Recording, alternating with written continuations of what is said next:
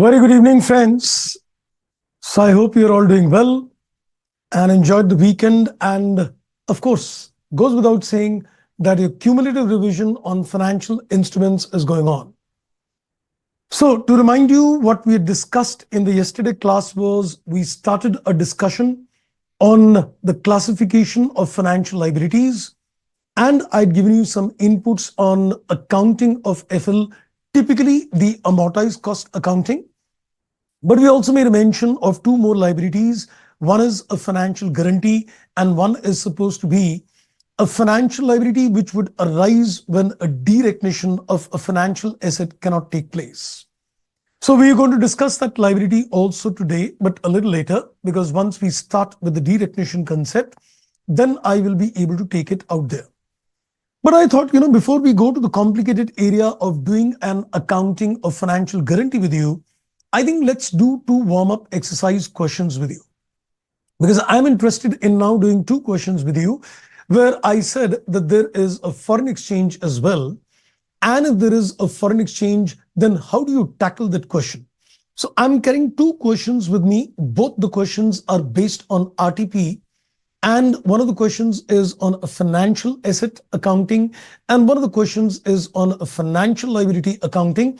So I think whatever we have learned so far, it should be quite helpful in terms of doing those questions.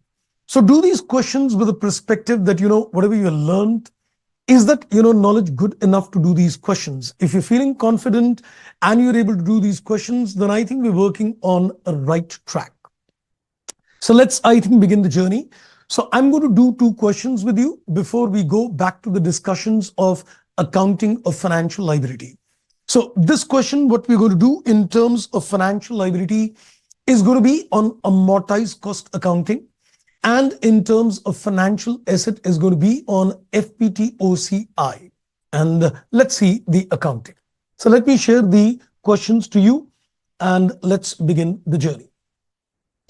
Good evening once again to all. Abhishek, sir, is there a topic of reclassification as well? Yes. Okay, so I think let me share the question to you. These are two questions which are there with me. As you can see on the screen, there is a question number 3 and there is a question number 4. So I'm looking at the question number 3 and the question number 4. Let's begin with question number 3. This is one of the questions which came in RTP in May 2020, and I've already given the specific heading as well, that it's a combination of Index 21 and Index 109, and there is accounting in terms of a financial liability which is at amortized cost. So let's have a read. It says on 1st April X1, M raised a long-term loan from foreign investors, and the investors subscribed for a 6 million foreign currency loan notes at par. It incurred an incremental issue cost, which is foreign currency Y, that is 2 lakh. I think this is something which should immediately trigger your mind that, when the question is talking in terms of an issue expense, that would trigger the calculations of EIR. I mean, this is something which should automatically flow to your mind. So when it says that the amount of loan was 6 million and it incurred an issue cost, so this issue cost should immediately trigger your mind that I would be required to calculate an effective interest rate. The interest is 6 lakh is payable annually, which means if the interest is 6 lakh foreign currency, on 60 lakhs, if you're paying a 6 lakh, it indicates the contracted rate is at the rate of 10%. And this is payable annually starting from 31st March X2. And the loan is repayable on 31st March X7, though it was issued on April X1. That means a period of 6 years. And the loan is repayable at a premium. And the moment it indicates that it is a repayable at a premium, you know that a issue expense, a TC, a premium on redemption, they're all going to trigger the calculations of the effective interest rate. And he's kind enough to give you the effective annual interest rate implicit in the loan is 12%. He's done the honors. But in any case, we should know that the presence of the issue expense would trigger the concept of EIR. The presence of a premium on redemption would also trigger the EIR. Then it very clearly tells you the appropriate measurement basis for this loan is the amortized cost. So we're very clearly given that this loan, which is an FL, is going to be accounted at AC. The relevant exchange rates at the beginning of April X1 at the end of March X2 is given. One foreign currency unit is 2.5 and 2.75 Indian rupee. And we're also given an average rate for the year ended as well. And it says the functional currency of the group is Indian rupee. So naturally, once you're given that the functional currency is Indian rupee, you got to convert all the transactions in terms of INR as per India's 21. What would be the appropriate accounting treatment for the foreign currency loan in the books of X for the financial year X1, X2, which is the very first year of the company? Calculate the initial measurement amount for the loan, 1. Calculate the finance cost for the year 2. Calculate the closing balance, 3. And calculate the exchange gain or loss, 4. So we're required to calculate, number 1, the initial amount, number 2, the finance charge, number 3, the closing balance, and number 4, the exchange gain or loss. If you ask me, technically speaking, it's, I think, a pretty simple and a straightforward question if your concepts are working good. Now, I'll give you a trick in terms of how you can easily solve this kind of question. So what I'm going to do, at the first instance, I'm going to make a ledger account for a FL, and I'm going to make a ledger account of an FL purely in terms of foreign currency. And then I will convert all these items in terms of a functional currency. So what I'm going to do for ease of understanding, I'm going to make a columnar ledger account of FL.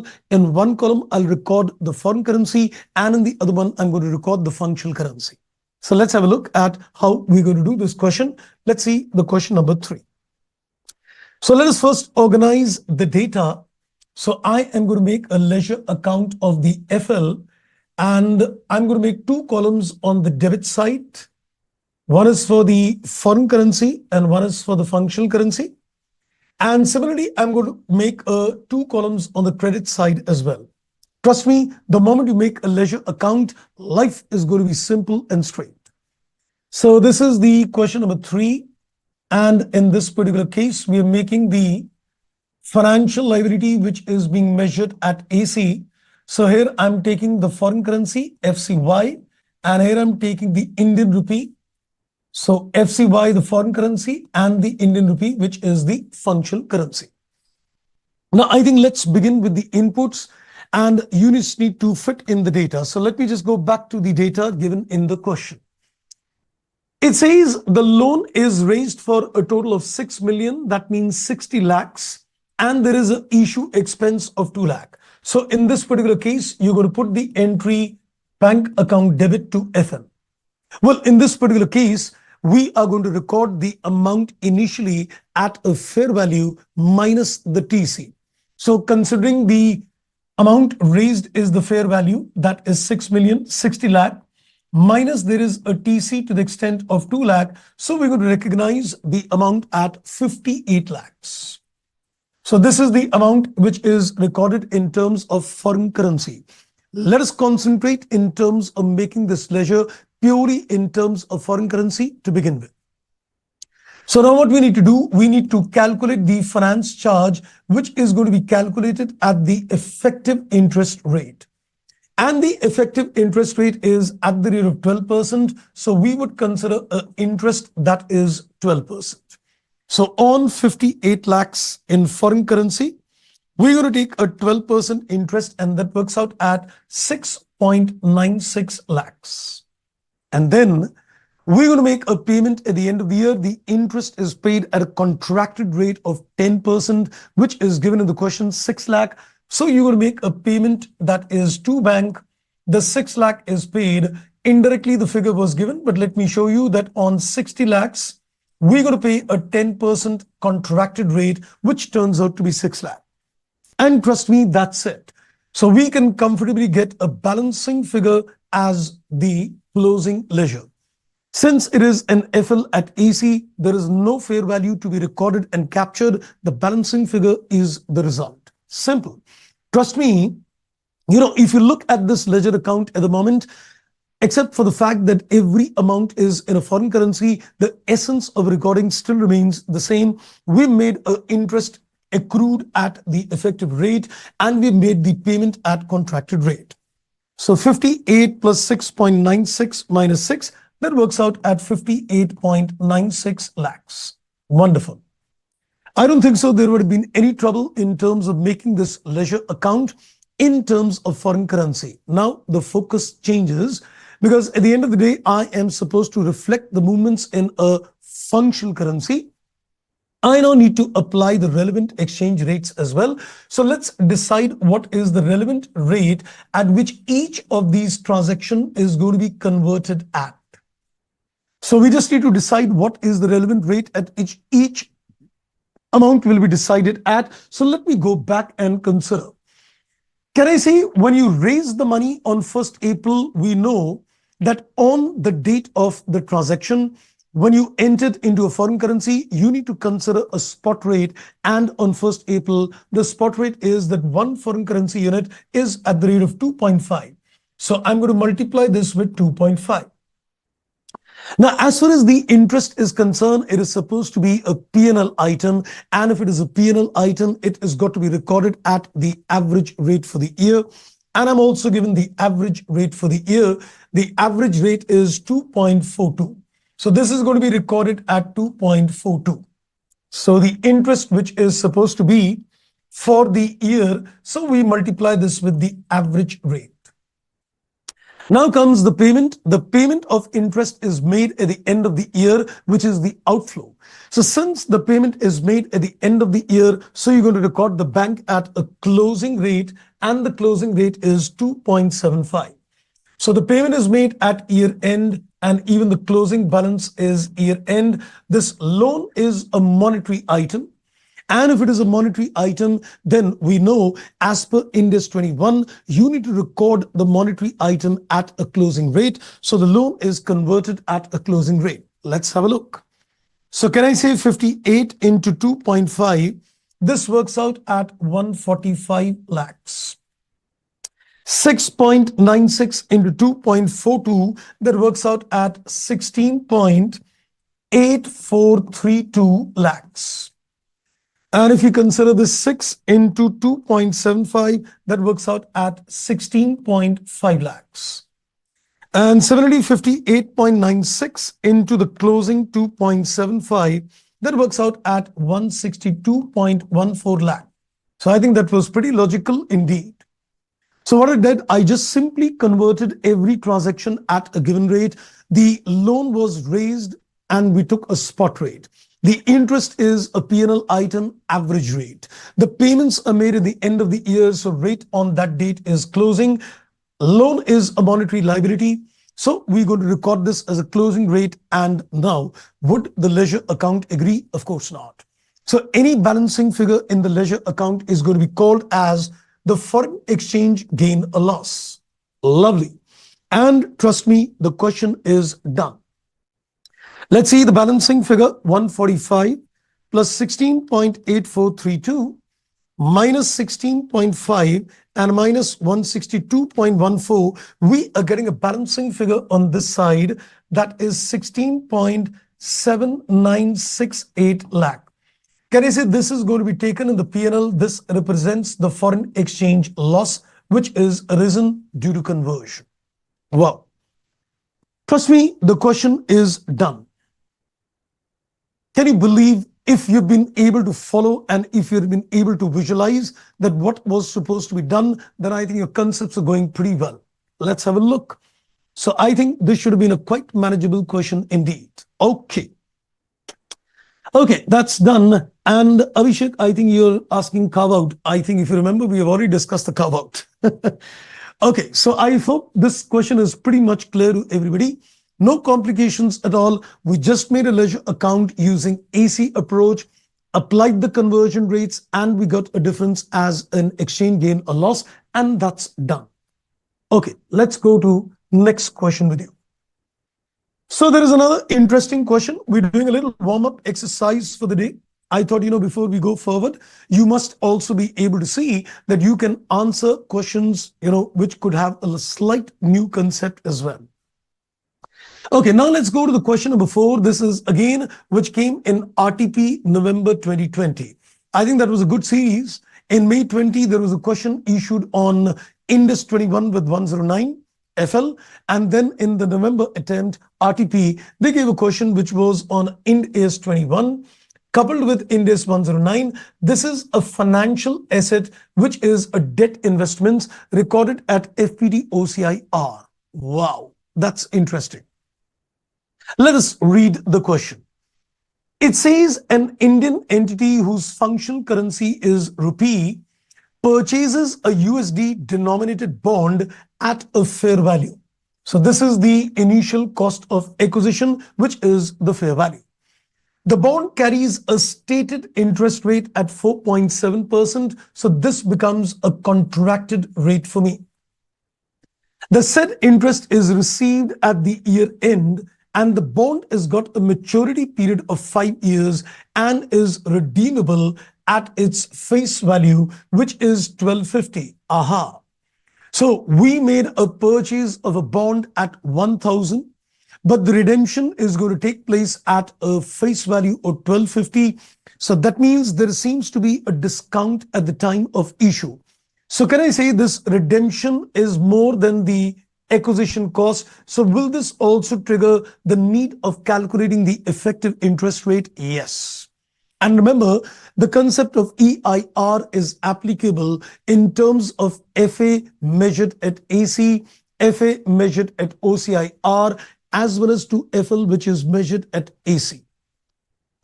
Then he says the fair value of the bond at the end of the year is given, and the exchange rate on the date of transactions is 40, at the year end is 45, and the average rate is given. So we're given the exchange rates at the beginning, at the end, as well as the average rate is given. Then he says the entity determined that it is holding the bond as an investment portfolio whose objective is met both by holding the asset to collect contractual cash flows and selling the asset as well. I think that would remind you that in terms of financial asset, when you're looking at a debt investments and you've got a dual objective in terms of holding the investment till maturity or maybe selling the asset, this is indicative of a dual mix. That means we need to consider FPTOCI, and that is R. The business model has been very clearly stated in the question, and due to this is going to be FPTOCIR.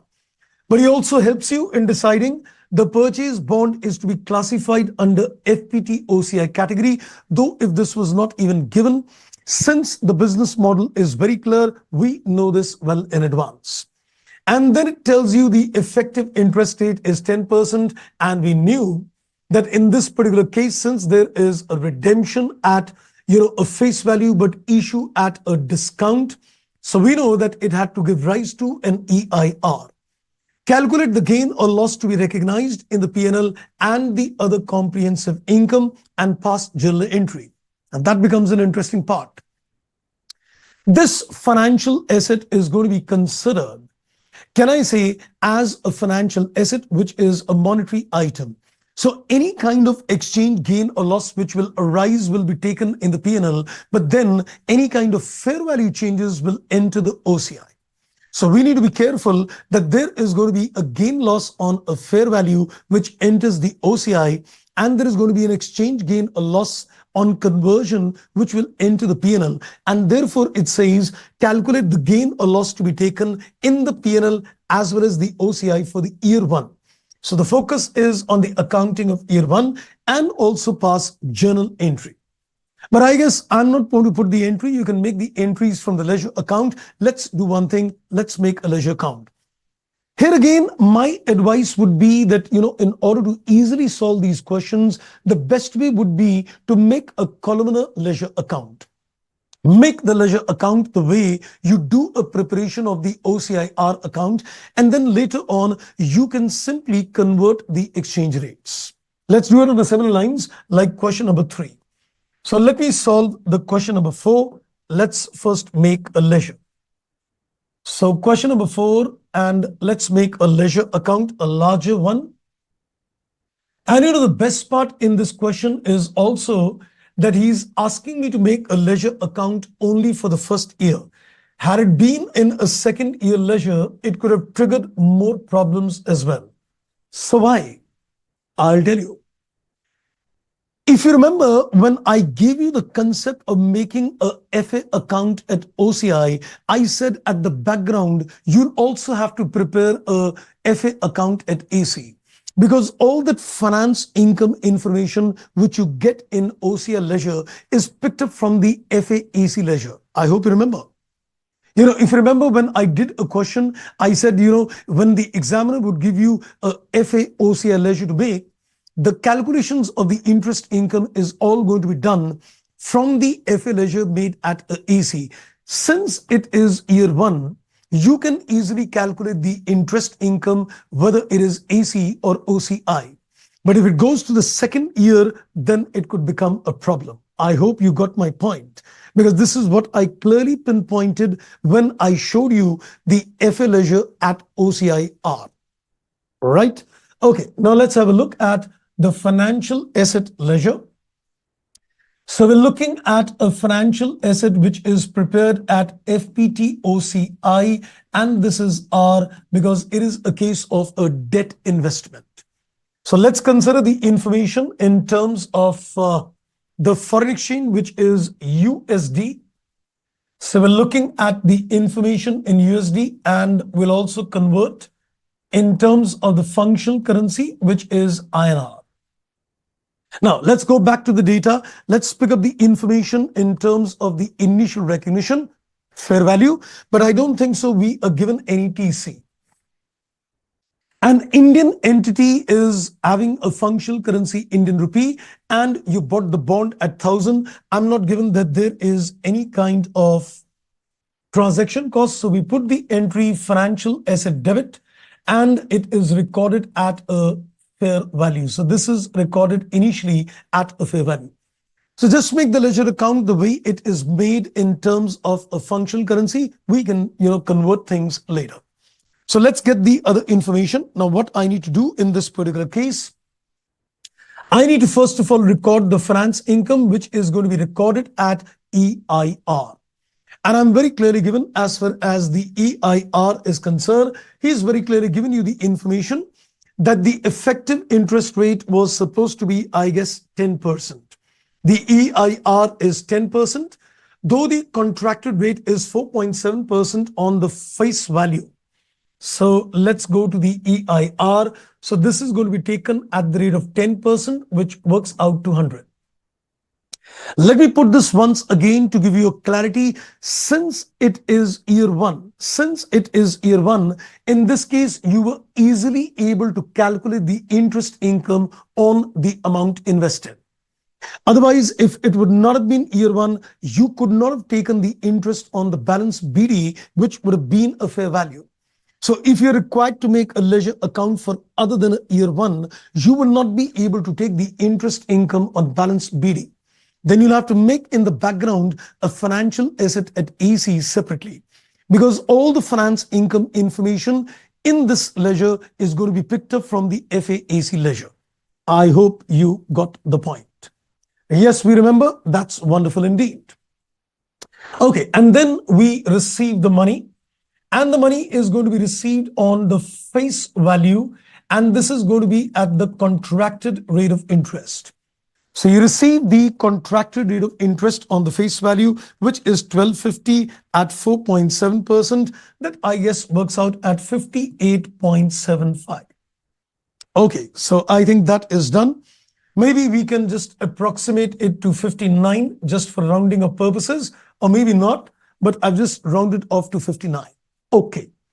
So is there anything else which needs to be taken care? Am I supposed to take the balance CD as a balancing figure? No. Since this investment is being accounted at FPT OCI, we need to consider the fair value at the end of the year. So let's have a look at the fair value. So we given that the bond is got a fair value of 1060 at the end of the year. So let's take this at a fair value. So this is going to give rise to a difference in this ledger account, and the difference represents a fair value gain or loss, which is going to be taken in the OCI. So let's see the balancing figure. 1060 plus 59 minus 1100. I guess we are getting a balancing figure which is 19, and this is going to be taken in the OCI because this is a fair value gain or fair value loss, though this is a fair value gain. My first part is done. Now I just need to apply the exchange rate because now we need to convert all the amounts in a functional currency. So let's now apply the exchange rates. So let's go back to the question and let's see what are the exchange rates given. When we invested in this bond, the exchange rate was 40. At the year end, it is 45 and the average is 42. So let's go to the exchange rates. When this money was invested, the rate of exchange is 40. The finance income is going to be accrued at an average rate, which is 42. The money is received at the end of the year at a closing rate 45. The fair value is determined at the end of the year, which is 45. So the money received is at the end closing rate, the closing balance monetary item closing rate, and the only thing left over is the OCI. This is also the fair value change at the end of the year. So apply a closing rate. And after applying these rates, you're still going to get an exchange gain or loss. And this is due to conversions of Ind AS 21. And that exchange gain loss is going to enter in the P&L. So let's multiply this. So 1000 into 40, that works out at 40,000. Then this works out at 4,200.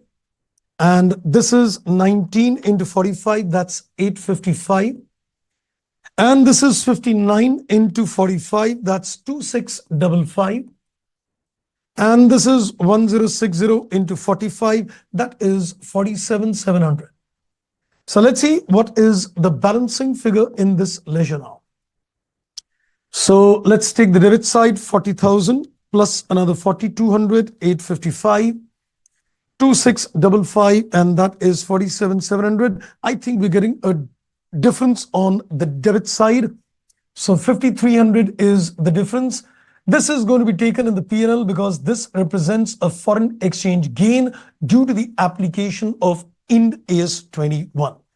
Wow. So which means now we are very clear in terms of FA at AC in foreign currency and FA at FPD-OCI in a foreign currency. So, but you never did FAAC. Well, FLAC and FAAC, are mirror images indeed. So in this particular case, the concept is the same. So you've done FAAC, FAOCI and FLAC all using a foreign currency concept as well. That was a warm-up exercise before we proceed further. I hope, friends, these questions were something which were completely manageable at your end.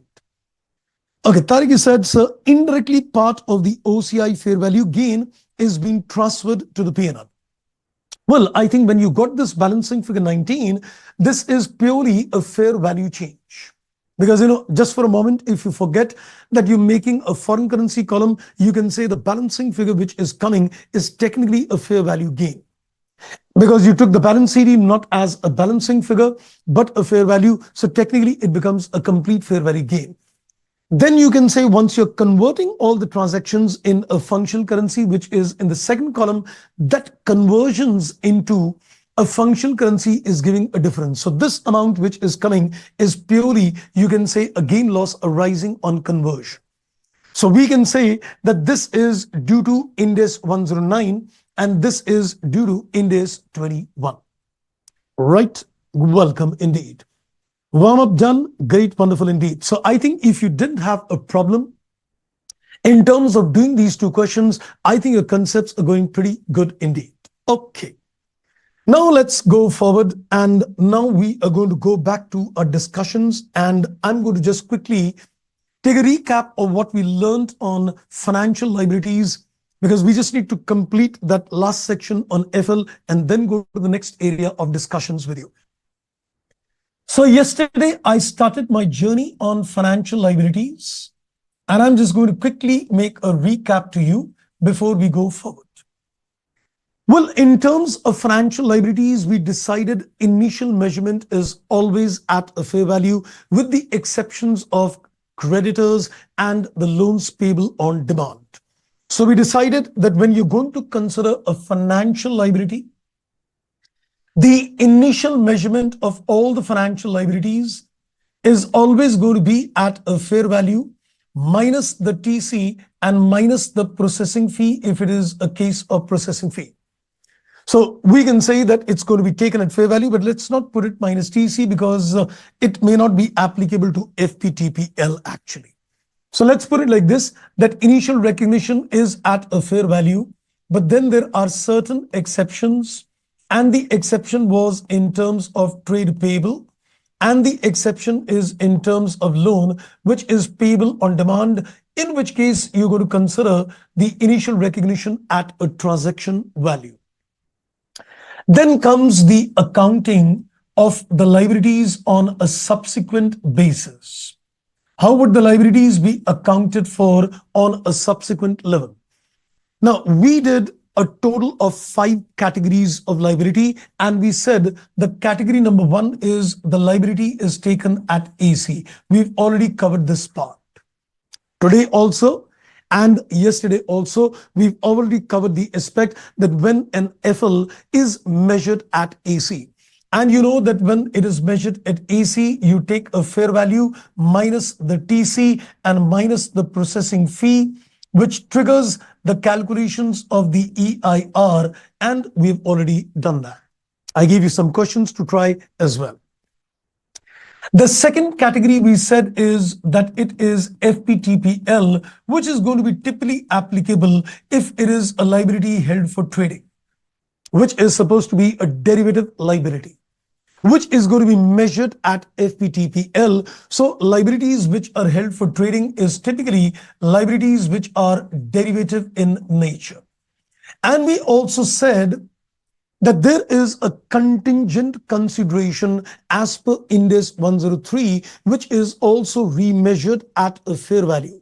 So the contingent consideration CC as per Ind AS 103, this is also remeasured at a fair value at each balance sheet date, provided the contingent consideration is payable in cash or the contingent consideration is payable in terms of variable equity shares. So in any case, you've already done questions on this area. If you remember, on Ind AS 103, we've already covered the subsequent accounting of a contingent consideration, which was indirectly a financial liability accounting at each balance sheet date.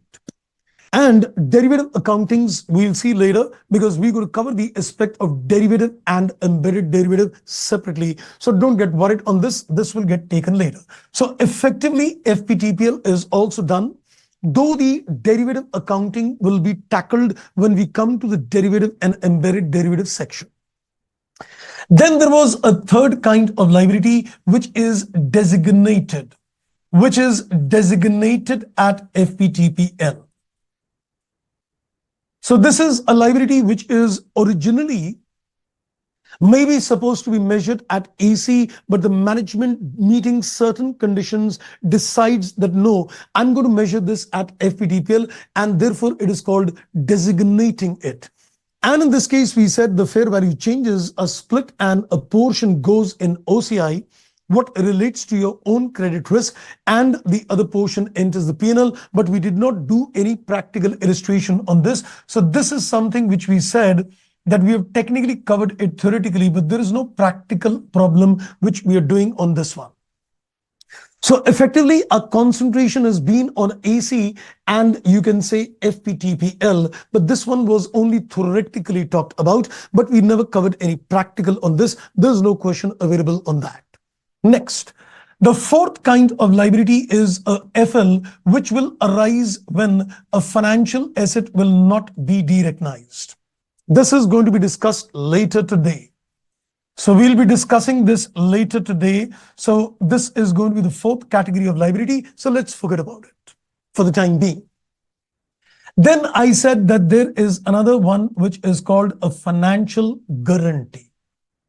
And the accounting in terms of financial guarantee is also given specifically in Ind AS 109.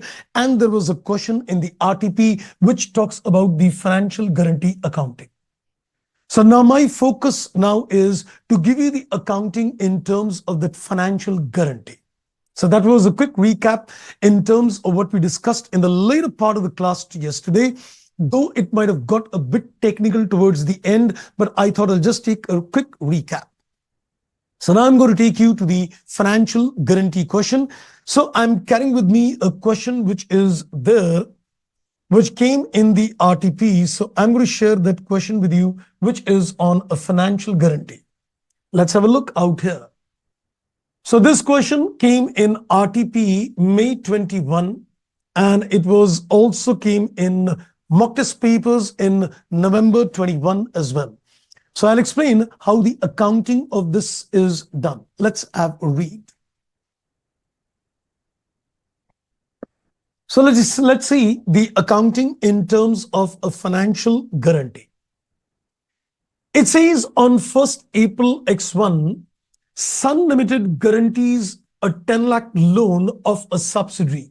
So he is given a guarantee to the bankers for the loan the subsidiary is taken. So Sun gave a guarantee for a loan of subsidiary called Moon, which a bank STDK has provided to Moon 3 years at the rate of 8%.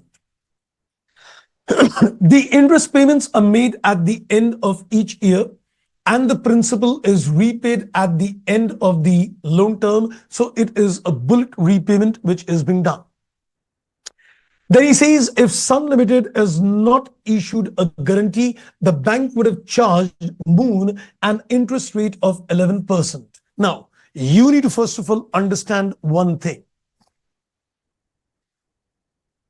When there is a bank loan without a guarantee, there is more risk in the loan. And if there is a loan which is with a guarantee, the risk will slightly get down. So what generally happens that a banker would tell the borrower that, okay, you give me a guarantee. If you give me a guarantee, I would perhaps charge you a lesser rate of interest because it gives me a security for the loan. So in this particular question, we are very clearly given that the contracted rate of interest is 8%. The bankers agreed to give a loan to the subsidiary at the rate of 8% because the parent company gave a financial guarantee. He very clearly puts it that if Sun had not issued a guarantee, the bank would have charged at the rate of 11%. So is this financial guarantee which is given by the parent company to the subsidiary gives the subsidiary an advantage? Yes. And what is the advantage they're getting? They're getting a saving to the extent of 3%. So the standard says that when a financial guarantee is to be measured, it is to be measured initially at a fair value. And this fair value is going to be the present value of all the savings which is going to result to the subsidiary company. The subsidiary company would have paid interest at the rate of 11%, but now they're going to pay interest at the rate of 8%. So there is a 3% saving for the entire period of the loan. So this financial guarantee is going to be measured at a fair value, which is the saving of that 3% every year. So if I were to calculate the fair value of this guarantee, I would say the loan is for 10 lakh rupees and there is a 3% interest which is saved every year. So this is going to be a saving over the period of time. So since it's a saving over a period of time, take a present value of this and that becomes a fair value.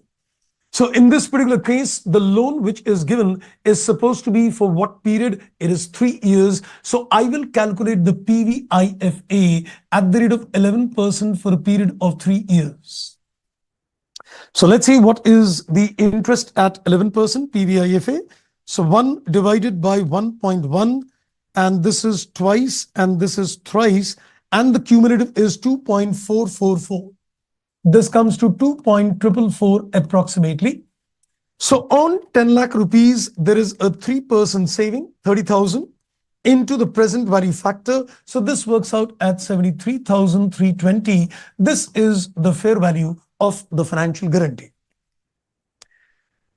Trust me, just for your extra knowledge, I'll also like to tell you that sometimes I have seen in a practical life scenario as well, that the bank at times says that, the guarantee is given, but I'm not going to lower down the rate of interest in that case.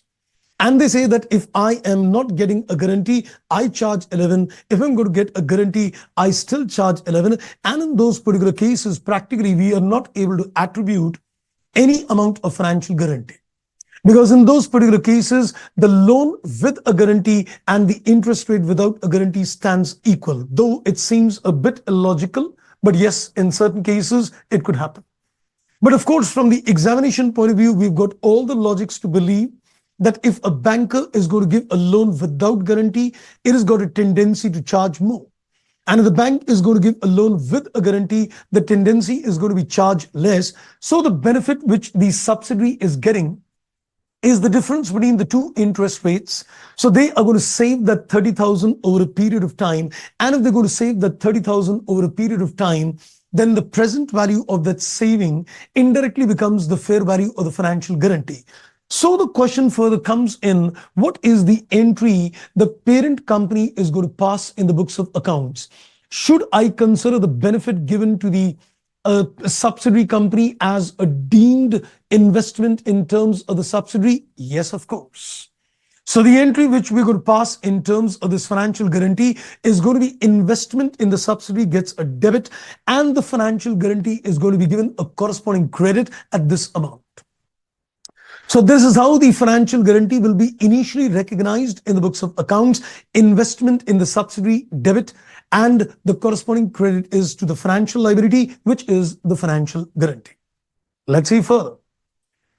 Then it says further out here, on 31st March X2, which is year end, there is a 1% probability that Moon may default on the loan in the next 12 months. Now, I think this needs a little explanation. Though we have not covered the aspect of impairment, so I will just explain to the extent it is required. The detailed explanations will come when we come to the impairment aspects in Ind AS 109. Now, he is telling me that on 31st March, there is a 1% probability that it may default in the next 12 months. We already know in a very logical manner that we always create a provision for doubtful debts. And in terms of the bank, you can say the bankers would create a provisioning for NPAs, that is called a non-performing assets. Even in the intermediate stage, you've already done that the provision is done on the basis of what we call an incurred loss model. That means your client is not paying you the interest, or he's not giving you any timely payments. So you would create a provision for the incurred loss. But Ind AS 109 on financial instrument works on a very logical footing. They say, why are you considering that, a loss has already occurred? Why are you looking at booking a loss when the loss has already occurred? Your asset has become a non-performing asset and you're creating a provision for the incurred loss. Rather, we should consider what we call ECL, that is an expected credit loss. So we need to consider that what is the possibility, what is the expectations that the payment may not be recovered. So this is what we're going to study in detail when we come to the impairment aspect. So when it says on 31st March, there is a 1% probability that there may be a default on the loan in the next 12 months. So this is the calculation which is going to be made. So we are going to make a decision that, okay, if the subsidy doesn't pay, what are the chances that the subsidy is not going to pay? The probability of the fact that the subsidy will not pay is 1%. So when you are given that there is a probability of a 1% that the subsidy may not pay the money, we can say that 1% default can happen. So you need to create a provision which is called a loss allowance in the books of accounts. So this 1% probability indicates that out of the 10 lakh money, 1% may not be recovered. So you need to create a provision for doubtful debts indirectly, or what we can technically call it as a loss allowance. So you are expecting a loss allowance to the extent of 10. And then it says if moon defaults on the loan, if he defaults on the loan, sun does not expect to recover any amount from moon. So that means if a default happens, though there is a 1% chance of the default happening, I will not be able to recover anything. So in this particular case, I should be technically creating a provision for a non-recovery, or we can say a loss allowance to the extent of 10. Now, why are we calculating this? The accounting of the financial guarantee is being linked to this loss allowance in the standard. The standard setters decided that when you're looking at this financial liability, you should measure this financial liability based on what is the amount which might become payable. So they started looking into the fact that your financial guarantee is valued at 73,320. And you should start looking into the fact that if the person doesn't pay, then your guarantee could trigger to what amount? My guarantee would trigger to the extent of only 10,000. Though the book value of this guarantee recorded today is to the extent of 73,320. But then if a default happens, the expected losses which could occur is maximum to the extent of 10,000. So the standard setters decided that if you're going to do a subsequent accounting of this financial guarantee, we're not going to consider only the loss allowance. We will consider the greater of the two. Calculate the amortized cost of this guarantee. Consider that this financial liability and measure it at AC concept. So calculate the amortized cost of this guarantee and calculate the amount of loss allowance. That is, what is the loss which could occur if this guarantee were to trigger?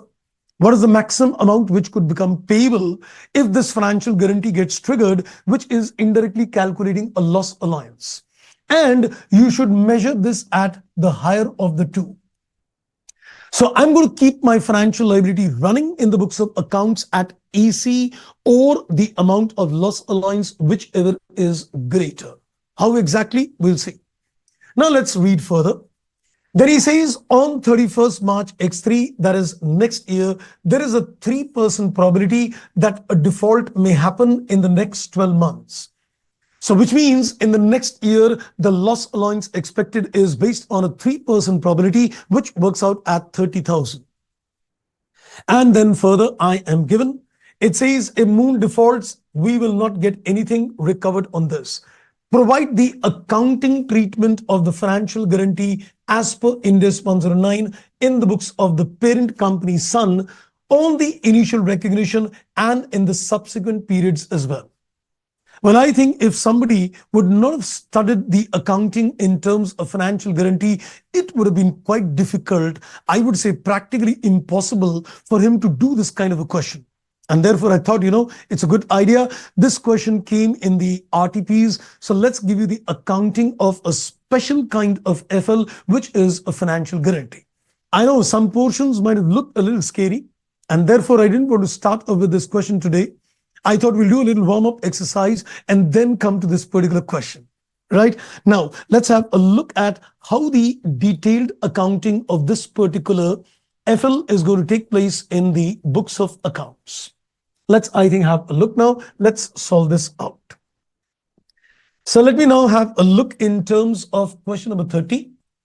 And let's see how the accounting of this financial guarantee would take place. This financial guarantee is supposed to be a financial liability, and this financial liability is going to be measured at FPTPL. Somebody who said something about amortized cost accounting, well, that is just for computation. The accounting of this financial guarantee, any changes in the value of this financial guarantee is going to be considered and rooted in the P&L. Now watch this carefully. So we're looking at the accounting in the books of Sun.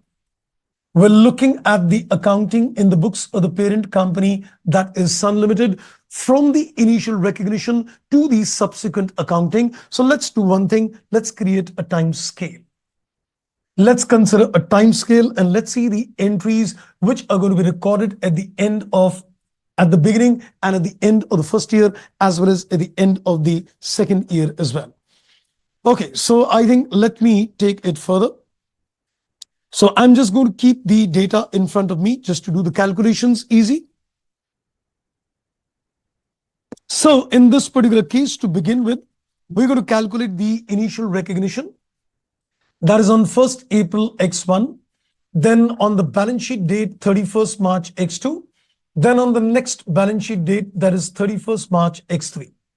So he's asked you the accounting at initial and 2 subsequent accounting year. So at the time of initial recognition, when you're going to measure this financial guarantee, as I said, I'll put the entry investment in the subsidiary company, and we are going to give a corresponding credit to the financial guarantee, which is a financial liability. So as I said earlier, when you're going to calculate the initial recognition, it would be at a fair value. And what is a fair value? It is the present value of the benefit which the subsidiary gets. So this we recorded, I guess, if I just look at the figures, it was 73,320. So this was recorded at 73,320. So it is based on, you can say, the saving to the subsidiary company is considered to be the fair value. So we can say the saving to the subsidiary company indirectly becomes a fair value. So which is based on the present value of interest saved. It is the present value of the interest saved, and the interest saved is on 10 lakhs at the rate of 3%, discounted at 11%. And I think that figure turns out to be 73,320. So 30,000 into 2.444, that's 73320. That is the fair value. So this is the entry which will be done at the initial recognition in the books of the parent company. Now let's see what's going to happen at the first balance sheet date. Now, as we said on the balance sheet date, the standard setters had a very good thought process indeed. Now see what I'm going to do. I am going to consider, number one, that if this FL is measured at AC, what is the position? And if this financial guarantee gets triggered, if the financial liability gets triggered, what is the position? So they said we're going to look at 2 things. If this financial liability is accounted at AC, what is the book value of this FL? And if there is a triggering of this guarantee, then what is the maximum loss? Now we were given the loss allowance was expected 1%. So there is a probability of just 1%, which means 10,000 is the expected loss. So we know that there is a 1% chance of the subsidiary not paying the money. So it could trigger a maximum liability to the extent of 10. But let's have a look now that if I were to make a ledger account. So let me make a ledger account separately. So let's have a look. Now let's make a ledger account of this financial guarantee at AC. So let me just make a ledger account of this financial liability, which is the financial guarantee at amortized cost accounting. So in this particular case, we can say we did the entry investment debit and the financial guarantee was given a credit. So this is the entry which is posted in the ledger account. Do the same accounting, what you do in terms of AC, unwind the interest charge, and this is going to be unwinded at the rate of 11%. So we're going to unwind the interest at the rate of 11%. This is based on discounting of the 30 over a period of 3 years. So when you take a present value, you need to go for unwinding. So if I take 11% on this, this is approximately 8065. Is there any benefits which are indirectly paid off on account of this liability? 30,000 is the annual benefits which is being indirectly paid to the subsidiary company. So we can say the benefits which are paid, the benefits which is being paid is to the extent of 30,000, which is 3% saving. because the interest would have been 11% and now it is 8%. So the 3% benefit goes against that liability. And you take a balance CD as a balancing figure. 73,320 plus 8065 minus 30, it works out at 51385. So this is how the ledger account of the financial liability is made. Exactly just like a FL is made at AC, and you calculate the amortized cost value of this guarantee. So let's go back 51385. So this is 51385. So the standard setters decided that when you're going to record this financial liability, you will consider two extremes. If you consider this is too extreme, if the benefit flows exactly the way it is flowing, then this is the book value. And if the liability gets triggered, then what is the amount? So they decided we will consider the greater of the two. We're going to consider the greater of the two. So in this case, we're going to consider that the higher of the two is going to be kept as the liability value. So I will continue this liability at the higher of the two value, which means that this liability is now going to be brought up to the level of 51385. So we'll reduce the financial liability to this extent. And if you do that, then financial guarantee will get a debit and the corresponding change is going to be taken in the P&L because I am following FVTPL. So the liability is got reduced, and if the liability is got a reduction, then the fair value gain arising on this guarantee is going to be captured in the P&L account. So we're going to put this money in the P&L, and that is 73,320 minus 51385. So we're going to put 21,935 in terms of P&L. Wonderful accounting indeed. And the similar exercise is going to be carried out at the next year end as well. And in the next year again, you're going to do the same calculations. Let's do the extended calculations. You're again going to calculate that what is the loss allowance which could trigger if this liability gets triggered, and also calculate the amortized cost as well. So let's do one thing. Let's go back to the ledger and let's create a next year ledger on the amortized cost. So let's continue this financial liability, that is financial guarantee, and let's calculate the amortized cost for the next year as well. So this balance CD becomes a balance BD, which is 51385. The finance charge will be attributed at the rate of 11% on this. The benefits are being paid, and the benefits paid is to the extent of 30,000 on an annual basis. And you're going to get the balance CD, which is the balancing figure. So let's see the interest unwinded at 51385 at 11%. That is 5652. So 51385 plus 5652 minus 30, that works out at 27037. So here again, we'll go back and compare that what is the AC value of this liability, 27037. This is 27037. And otherwise the probability of default is given to me 3%, and that works out at 30,000.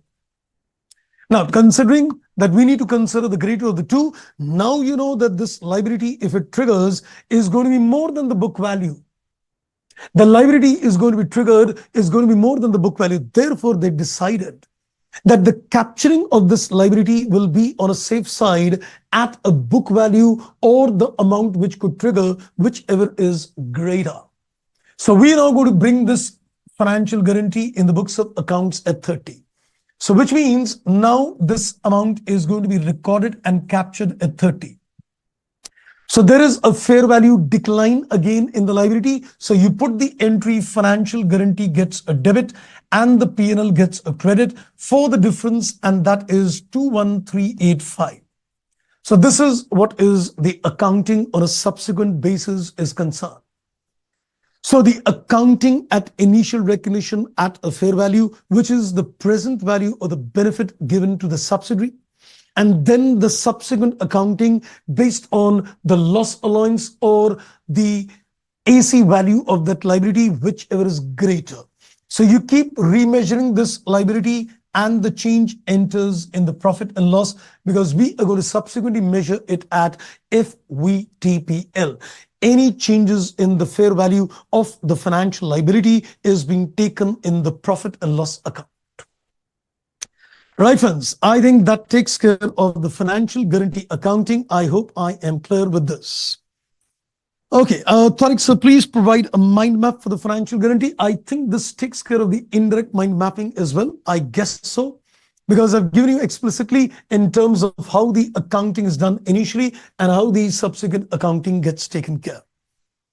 Okay, Tariq, you said, so if the subsidiary company defaulted on the payment of interest as well, then what would be the accounting? Now, let me tell you something which I will not get into the detail, but I'll give you a food for thought. I'm going to give you a food for thought, but I'm not going to get into the detail. Technically speaking, when I'm doing an accounting for a financial guarantee, I need to be very clear in terms of if this guarantee is given to an unrelated party, what happens? And if this is given to a related party, what happens? Right now, we're looking at the accounting of this guarantee in the books of a related party.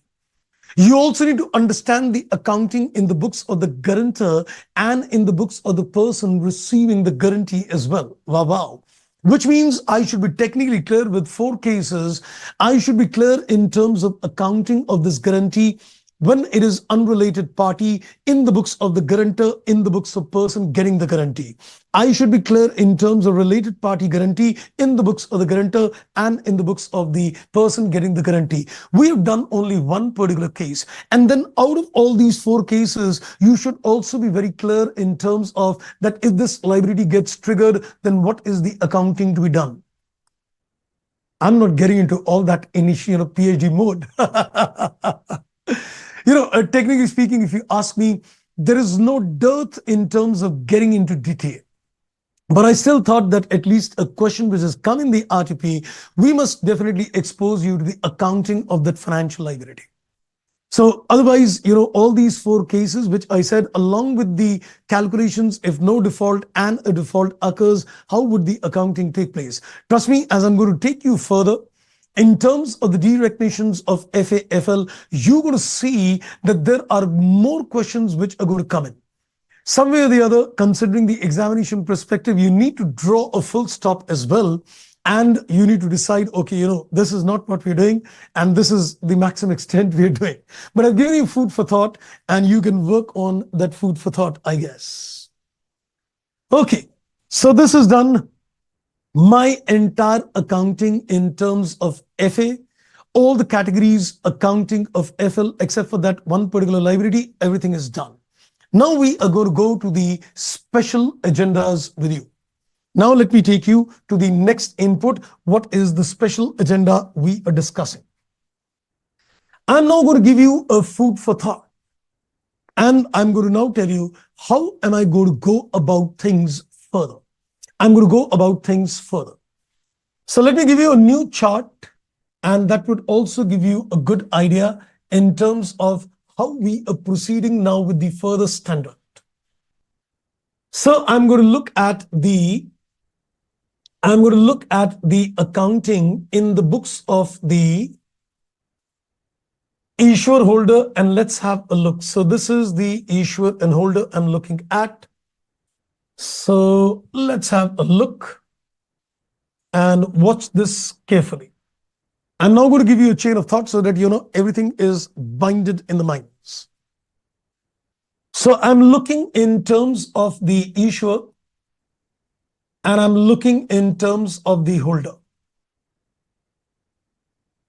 Our journey started in terms of the issuer, which was in terms of classification of the financial instrument, in terms of FL, in terms of EI, and in terms of CFI. But let me also tell you, there are a few sections which I am intentionally not discussing with you, but you will have to, when you read the study material, you'll find a little more additional knowledge, of course. But the problem at times is that, when you're going in a certain sequence, and you start getting into some special agendas, it could disturb the flow as well. So maybe if you get time, we can come to those issues, but you can even read certain extra issues. And if you remember, I had also given you that there is a concept called a deemed equity instruments as well. There is a concept of a deemed equity instruments as well. So we have done EI, FL, and CFI. But if you look at the study material, they've also given the concept of a deemed equity instruments, though never touched in the exams. But I think if you want to get into a little more detail, you can read that section as well, if we get time, which I'm a little doubtful. So you can get into, reading of the deemed equity instruments as well, though this is one area which has never come in the exams as such. So we did the classification of the financial instruments. Similarly, from the holder's point of view, we went into the classification of financial assets. And when we're looking in terms of classification of financial assets, we said it is either AC or it is FPTOCI, that is R, it is FPTOCI, that is NR, or it is FPTPL. I think you're going to get some answers, Abhishek. Abhishek was asking me something. I had that in mind. You're going to get some more answers now at this stage. Let me also tell you another inputs, which we discussed in between. We've been discussing some special agendas in between as well. When I was covering the concept of a financial liability, I also discussed a special issue with you, and I gave you the inputs in terms of a carve out. I also gave you the inputs in terms of a carve out at this stage. So that was going out of the blue, going on a highway and suddenly taking a little turn, and I gave you a carve out as well. And in terms of the classifications, we've also covered, when we are doing our discussions out here, we've also covered the special issues out here. And the special issues we've already covered were three in nature. One was the TC, one was the processing fee, and one was the TV versus the fair value, which was also discussed at length. And this is what we have done so far. This is what we have done so far. Oh my God, this is only what we have done so far. Just been concentrating on a detailed accounting of the instruments from issuer and the holder's point of view. Now you very clearly know the accounting of FL, EI, CFI, and the assets, all the category, foreign currencies, everything, chains are done. Now let's go further. What more is in store? What's more is in store? And what's more is in store? So today is supposed to be the almost 7th class on financial instruments, and you're left with a total of another 3, and you're saying more. Don't worry. The next is the case of a derecognition. You've already recognized a financial asset and liability in the books of accounts. Now it is time to decide when to remove it. We were discussing now what is the concept. When does a financial liability gets removed from the books of accounts? When does a financial asset gets removed from the books of accounts? So this is now my focus area of discussion. What are the parameters on the basis of which you will say remove the FL, remove the FA out of the books? Then next comes the area, and that is impairment. Next comes the area that is impairment. Impairment will be done for financial assets, of course. Impairment will be done for financial assets, not in terms of FL. This is not applicable. So we're going to cover the aspect of impairment of financial assets using what we were just calling ECL modeling. So we're going to cover the second agenda in terms of impairment of the financial assets. Remember that there were concepts of instruments called hybrid instruments in nature.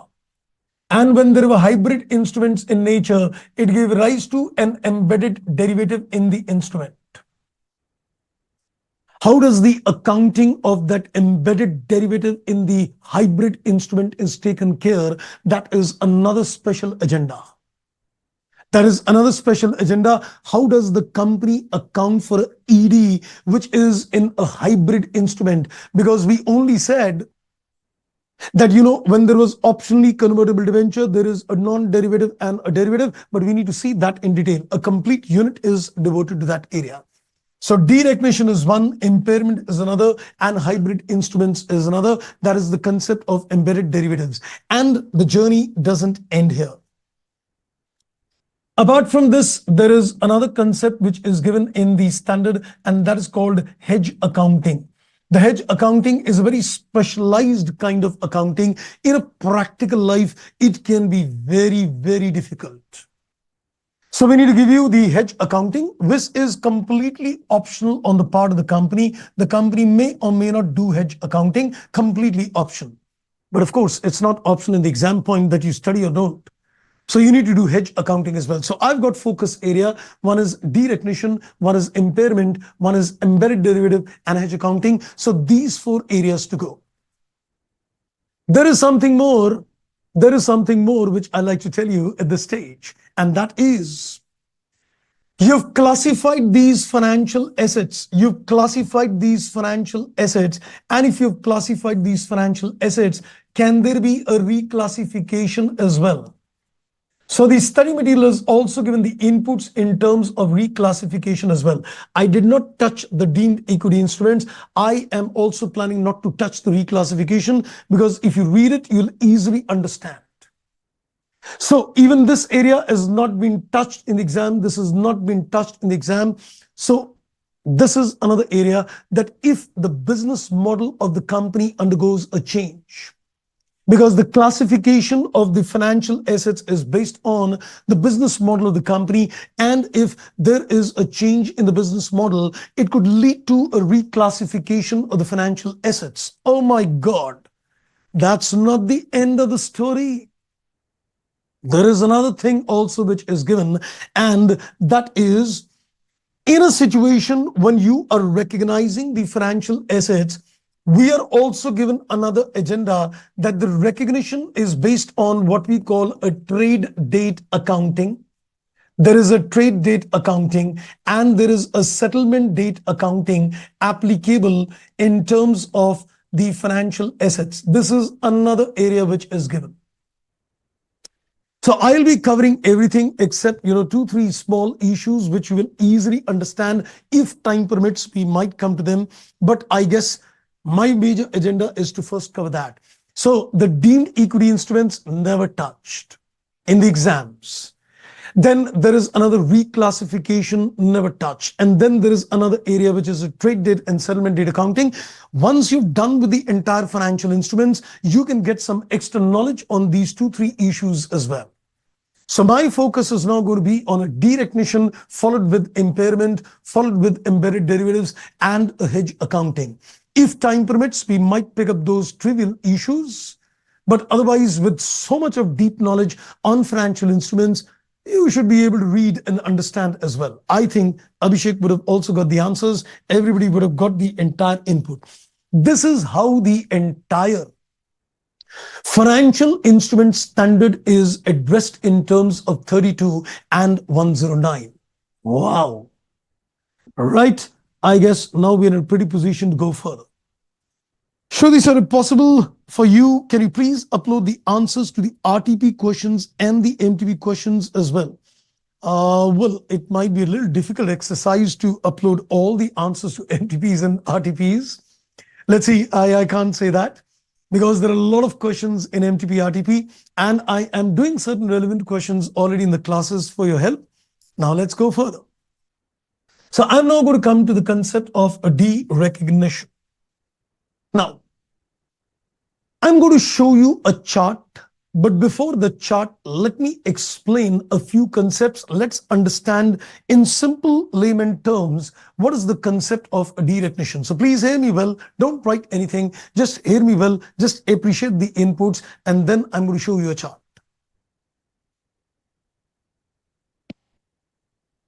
Now, the remaining portion of the class is going to be technical. I don't want to scare you, but the remaining portions which is there in terms of another 3 classes and today, you would perhaps see that the level is further increased. If you ask me that, what majorly comes in the exams, I think that the section is done. But then there have been few questions coming from the other areas as well, though the frequency is less, but you cannot take chances. But yes, going forward, if you want to understand the logical, inputs in terms of the remaining topics, you might see that the level is slightly increased. So don't get worried. I'm going to give you the logics fully. We're going to take a good examples to understand things as well. So don't get worried on that. But embedded derivatives has been coming in the exams as well. Now, let me explain the concept of a derecognition. Let me explain with a very simple understanding. Let's first understand this in a very simple manner. It takes me back to school days when I was studying in my class 11th and I did a chapter which was called Bill of Exchange. I'm sure you would have done that as well, or maybe you've done it in CA Foundation, a chapter which was on a Bill of Exchange. And I very clearly remember the sequence of entry. And we used to say that first a credit sale is made. When a credit sale is made, we put the entry debtors debit and the sales is given a credit. So this is the entry which is done at the time of making a credit sale to the customer. Thereafter, a bill of exchange, a bill receivable is drawn upon the customer. And when the bill of exchange is drawn upon the customer, we used to put the entry, bill receivable gets a debit and the debtors are given a credit. So we used to pass the entry, bill of exchange, there is a BR gets a debit and the debtors were credited at that time. And then we used to get the bill receivable discounted with the bankers. And when you used to get the bill receivable discounted with the banker, we used to put the entry bank account debit. And there used to be some kind of a discount also. So we used to debit the discount and the bill receivable used to be given a credit. And we were also given an accounting treatment that, once you discount this bill of exchange, please ensure that you put a contingent liability in the notes to accounts as well. Because since you have discounted the bill of exchange, then you need to also give a note to account that you've discounted the bill. Tomorrow, if the customer doesn't pay, then your liability can get triggered. I'm sure you all remember this. This is all what we've done in school, that a credit sale was made, a bill was drawn, and then the bill was discounted and a contingent liability was created. I think we literally crammed it up. We really didn't understand any logic in terms of things. And if I tell you today, trust me, on a very serious note, that this accounting which was given to you was not correct, you will say, oh my God, sir, I've already realized in CA Final how different are the Indian accounting standards, and my entire accounting has taken a huge backseat. I'm adding something to you, and I'm saying that technically this accounting was not correct. Because we never knew the principles when to remove the bill of exchange from the books of accounts. What you're technically doing, when you recorded this bill receivable, you created a financial asset in the books of accounts. And when you gave a credit to the bill receivable, what you technically did was, you technically did a derecognition. A removal of the bill receivable from the books of accounts was leading to a derecognition. Tell me one thing. If the bankers can catch your collar anytime, if the bankers can catch your collar anytime that your customer doesn't pay the money, how can you derecognize this financial asset? Rather, you should put an entry, bank account debit, and loan should be given a credit. Oh. So which means that if I am suggesting that the correct entry, if I'm suggesting the correct entry for this treatment is that you should put the entry bank account debit and financial liability credit, that is the correct entry.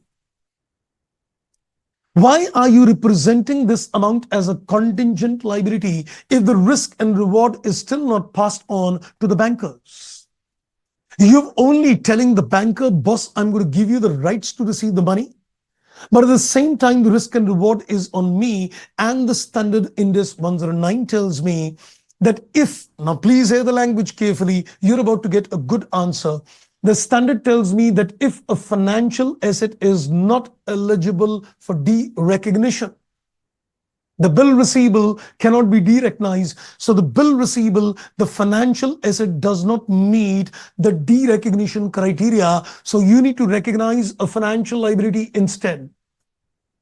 Oh, sir, so you mean to say that when you were discussing on the categories of financial liability and you said a financial liability gets created when the financial asset is not eligible for derecognition, is that the case? Yes, you got it correct.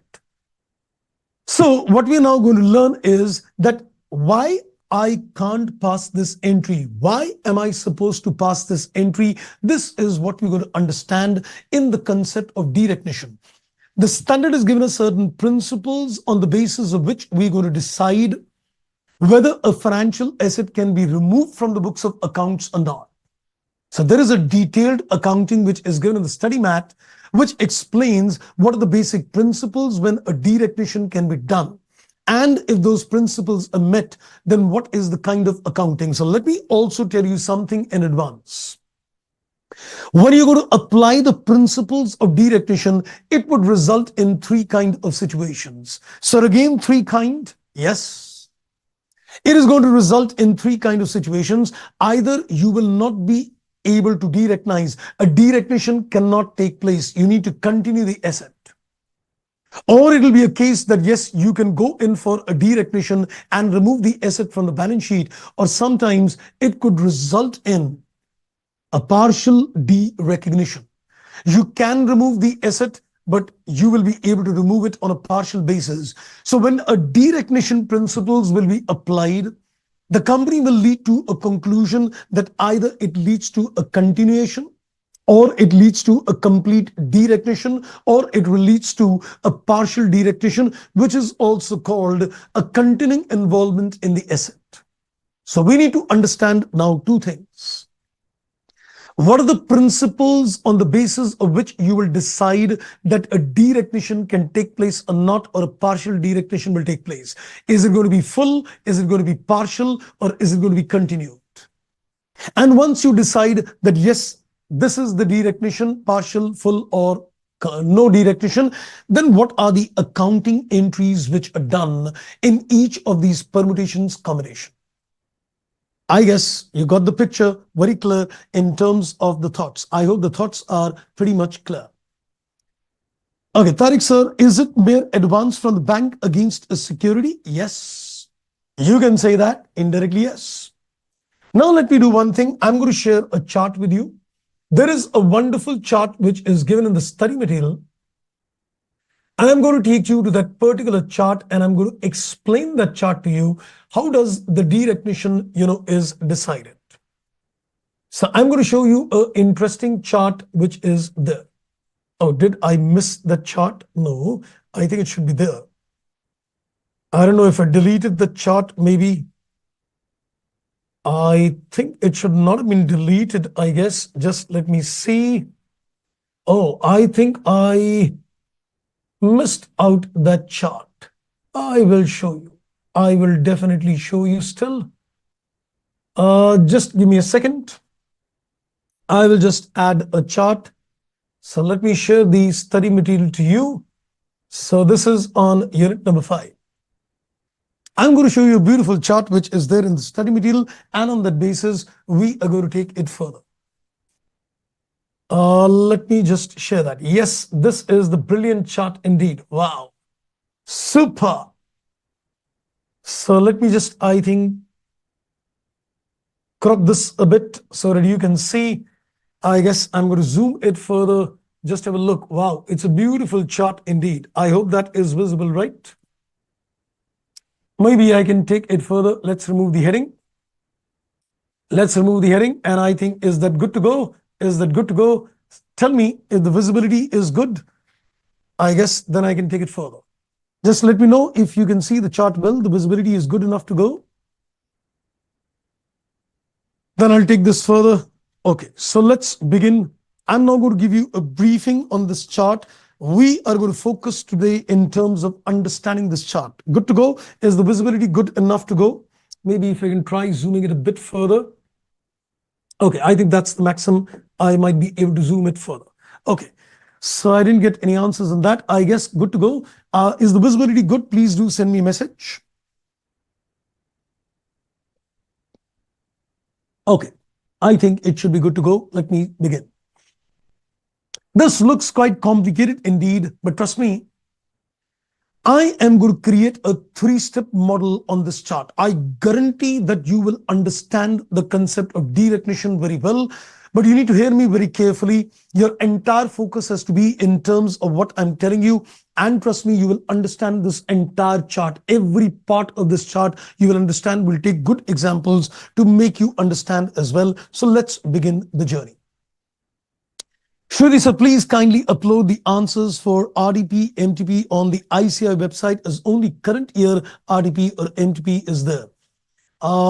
I can't say anything on that. Answers would be uploaded or not. I think previous few RTPs are there. So let's see. I didn't check that out, but I think a few of them are there. Okay, now let's begin. Now please give me full concentration at this end. I'm going to divide my discussions in terms of 3 steps. I'll first give you a chain of thought that how am I supposed to apply the concept of derecognition. So I'm going to, before I come to this chart, I am first going to give you the inputs, and let's understand the derecognition is based on a 3-step model. Now first get the chain very clear. Let's get the chain very clear. If a company wants to derecognize a financial asset, you got to follow a 3-step model. Now, let me first give you a thought process. What are you going to do under each step? What are you going to do under each step? In the step number one, I am going to apply what we call a cash flow test. In the step number one, we are going to apply what we call a cash flow test. Don't get worried on what is a cash flow test. What is to be seen, we'll see the detail. In the step number two, you need to apply what we call a risk and reward test. In the step number two, you need to apply what we call a risk and reward test. And in terms of the step number 3, you need to apply what we call a control test. You need to apply what we call a control test. So there is going to be a sequence in which you need to proceed if you want to decide a derecognition of financial asset. The step 1 is called a cash flow test. The step 2 is called a risk and reward test. And the step 3 is called the control test. They need to be applied in a sequence. Now, when you're going to look at the step number 1, there is going to be a step number, sub-step number A, B, and C. So within the step number 1, there are sub-steps. Within the step number 1, there are going to be sub-steps. What are you going to do? First of all, in sub-step number A, you will say, have the cash flows expired or not? You will ask yourself, have the cash flows expired or not? Now let me explain. When I say the cash flows have expired, expiry can take place only under 2 circumstances. Number 1, you sit down with the party and do a full and final settlement. I sit down with my customer, my debtor, and I tell him, boss, you owe me 10 lakhs, you pay me 9.9 lakhs. Let's do a FNF, a full and final settlement, which means no further cash flows can arrive. So when I say the cash flows have expired, it means that you cannot be entitled to receive any further cash flows. Since a full and final settlement is done, it means that I cannot get anything from this. So an expiry means what you were legally due to receive, already received. Expiry means what you were legally due to receive, you have already received, or you went with a full and final settlement with a fellow. Now you are not legally allowed to receive anything. So expiry would basically mean that there are no more dues. There are no more dues. Nobody can get any further dues. Nobody can get any further dues. Let me tell you, when I sell the asset, the cash flows don't expire. When I sell the asset, I am passing the cash flows to another party. Expiry means the inflows to be derived is the end. Not for me, but for anybody. Nobody can get anything from the asset further. So you need to see, have the cash flows expired or not? So if you say yes, the cash flows have expired. If you say yes, the cash flows have expired, then it is time to derecognize the asset. You can remove the asset from the books of accounts. So if the cash flows have expired, you can remove the asset from the books of accounts. But if you say no, the cash flows have not expired, then it is time to go to step number B, 1B. So you need to go systematic. So you will put across a question to yourself. Is there any amount which is further due? Have I already received whatever was legally due? Or I told the person, you are no longer required to pay me anything. Thank you. So if the cash flows have expired, that means no further dues are going to come. It's been a complete receipt of everything due, no further dues. Expiry done, derecognition. If not, then you are going to go to step number B and you will say, did I transfer the cash flows? I'll give you examples when the cash flows are supposed to be transferred. I'll give you examples when the cash flows are supposed to be transferred, and the cash flows are supposed to be transferred in a situation where we can say the cash flows are supposed to be transferred in a situation where we made a sale of the asset. If I'm going to make a sale of the asset, then in that particular case, I can say it is supposed to be a transfer. Or when you assign your trade receivable, it is considered that the cash flows have been transferred. When you assign your trade receivables to a factoring agency, you tell them that now you can get the cash flows. You tell them that you can get the cash flows. I don't know, I'm getting a little smell. It seems my laptop is burning. I don't know. I hope everything is okay. Is that concept too technical? I see some kind of a burning sound, I guess. I hope everything goes well. I should dilute my, thinkings a bit, I guess. I think I should dilute my thinking a bit as well. And Shruti, I must say, so you teach financial reporting like direct tax going FR every word, because you also try to see FR in the same light. Thank you. Thank you, Shruti. That means a lot. Passion is the word for the subject. Okay, so in this particular case, I am now looking at the fact that if the cash flows have not expired, have they been transferred, in the sense you made a sale of the financial asset, for example, or you are saying that I might have assigned my trade receivables to a factoring agency. So when you look at the case of transfer, you can say, yes, I have transferred, or you can say, no, I have not transferred. If you say, yes, the cash flows have been transferred, it's time to go to step number 2. It's time to go to step number 2, risk and reward test. So if you say yes, you need to go to the step number 2. And if you say no, you go to sub-step number C, step by step. So first you say that the cash flows expired or not. So if you say yes, they've expired, derecognize. If no, are they transferred? Yes, step 2. If no, then you go to C. Now what is C? C is a case what we call pata. C is a case what we call pata. So pata, it is called a pass-through arrangement. It is called a pass-through arrangement. Don't get worried on what is a PTA, a pass-through arrangement. We'll talk of that later. Let it be. So we're going to see that in this case, it is a pass-through arrangement. I will say, okay, is it a pass-through arrangement? If yes, you go to step 2, and if you say no, you need to continue the asset in the books of accounts. You need to continue the asset in the books of accounts. I think at the moment, forget about 1C. At the moment, forget about 1C. Just concentrate in terms of 1A and 1B. Let's not talk of pata. So let's consider if the cash flows expired, full and final settlement done, derecognize. No, ask yourself, did you transfer the cash flows to somebody? Did you make a sale of the asset? Did you got a bill receivable discounted? Did you go to the factoring agency for assigning the trade receivable, making a sale of the asset, getting a bill discounted, and getting your factors assigned to a factoring agency? They're all examples of cash flows being transferred. So when you say it is a case of transfer, you can say it could be a sale of the asset. It could be assignment of a trade receivable. It could be a case of a bill receivable which is discounted. They're all examples that the cash flows have been transferred. Once you reach a conclusion that yes, the cash flows have been transferred, you go to the risk and reward test. Now, when you go to the risk and reward test in this particular case, you need to look into the possibilities, not sub-steps, not sub-steps.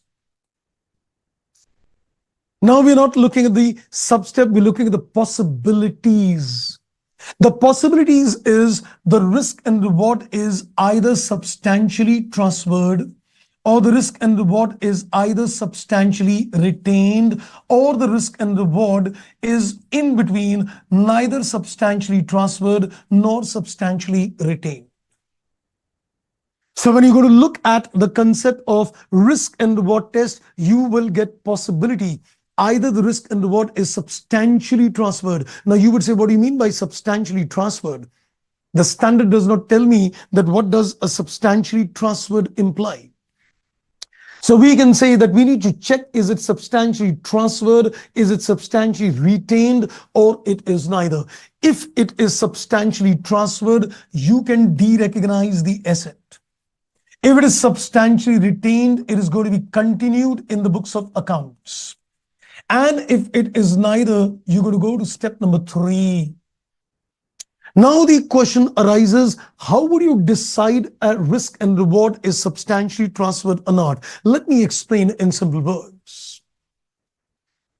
I have a bill of exchange. Let's say I've got a bill of exchange, I've got a bill receivable. I went to the bank to get it discounted. When I went to the bank to get it discounted, I transfer the cash flows to the bank. And the bank tells me that if your customer doesn't pay me, boss, I'm going to catch your collar. If they're going to catch my collar, in that particular case, is it a recourse or a non-recourse? It is a recourse. And if it is a recourse, which means the risk and reward is not transferred to the bank, but the risk and reward is substantially retained because they can catch my collar anytime. So if the risk and reward is substantially retained, how can you derecognize the bill receivable from the books? Imagine you go to the factoring agency in terms of assigning your trade receivable. And if you go to the factoring agency in terms of assigning your trade receivable, they tell you that, okay, it's a non-recourse factoring. If your customer doesn't pay, don't worry, we will handle him. You get your money. It's a non-recourse factoring. If it is a non-recourse factoring, my risk and reward is completely transferred to the factoring agency. If it is a non-recourse factoring, I have transferred the risk and reward. I can derecognize the receivables in the books of accounts. So we'll do a couple of examples where we will see that the risk and reward is either substantially transferred, you can derecognize. If retained, you need to continue the asset in the books of accounts. But sometimes it is difficult to make an assessment, and it could lead to a situation where we cannot conclude whether risk and reward is retained or it is substantially transferred. Then you need to go to the step number 3. Then you need to go to the step number 3. In terms of step number 3, there are again possibilities. No sub-steps, there are only possibilities. There are only possibilities. And the possibilities are 2. Either you say the control is transferred or you say the control is not transferred. So how do we make an assessment of the control test, whether it is transferred or not? Don't worry, we'll see the control test later. Let's not get into the control test at this stage. We'll see that later. So in this particular case, when the control you say is transferred, if you say it is transferred, derecognize. If you say it is not transferred, it is a partial derecognition. It is not that I will continue. It's a partial derecognition. Aha. If the cash flows expire, please hear this carefully. If the cash flows expire, full derecognition. If the cash flows transferred and risk transferred, full derecognition. If the cash flows transferred, but the risk and reward neither and the control test fails, there is a partial derecognition. So you can see where I've written derecognition is full, where I've written continue is no derecognition, and where I've written partial, it is partial derecognition. So we need to be careful which particular test is passing and which is failing, which combinations are happening, and that would decide a derecognition takes place or not. I hope, friends, the chain of thought is clear. I hope the chain of thoughts are clear in terms of the permutation combinations, right? So let me just consolidate the picture, because we need to get into details now in terms of every step with you. We're going to consider the cash flow test. We're going to consider the risk and reward test. We're going to consider the control test. And then we're going to see the detailed accounting when there is a full derecognition, or there is a partial derecognition, or there is a situation where you say there is a continuation. So let's, I think, take a quick recap on this. So when you are going to consider that whether a financial asset can be removed from the books of accounts or not, you need to go on a step-by-step basis. Step 1, ABC. Step number 2, possibility. Step number 3, possibility. Get the chain clear. I'm going to put across a question in step 1A. Did the cash flows expired? Yes, go for derecognition. Did the cash flows expired? No, go to step 1B. Have I transferred the cash flows? Yes, go to step 2. No, go to step C. That we'll see later, PTA. Then in terms of step 2, you need to say, did you substantially transfer the risk and reward to the other party? Yes, derecognize. No, it is substantially retained. Continue. And if you cannot conclude whether it is retained or transferred substantially, then go to the step 3, control test. And when you go for the control test in this particular case, again, the possibility transferred or not. If transferred, derecognize. If not, you can derecognize, but partially. This partial derecognition is technically called continuing involvement. This partial derecognition is called technically as continuing involvement. So there is a continuing involvement in terms of the financial asset. So you can derecognize it, but partially, because you've got a continuing involvement with the asset. So it would be a case of a partial derecognition. I hope the chain, the thoughts are clear, right? I hope, friends, the chain, the thought is clear. Now I need to take you back on the study material, and I need to show you some inputs based on this. I'm just going to show you a run through in terms of things. So let's just have a look out here. We're just having a quick look out here in terms of the study material, how the questions have been organized. You can see there is an illustration number 6, which gives you the concept of a pass-through arrangement. It is called a PTA. So we're going to understand with this illustration 6, the step number 1C, when is it a case of PTA, a special illustration devoted to the concept. Then we are also having a lot of questions available, and you can see there is an illustration number 7, which is talking in terms of a repurchase agreement, which is talking in terms of assessment of risk and reward. These illustrations in the study has given us a lot of permutation combinations of different kind of situations, how the risk is evaluated.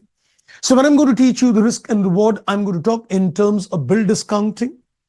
I'm going to talk in terms of factoring. I'm going to talk in terms of repurchase agreements. I'm going to talk in terms of 3 things: how a risk and reward is assessed in terms of factoring arrangements, how it is assessed in terms of bill discounting, and how is it assessed in terms of repurchase agreements.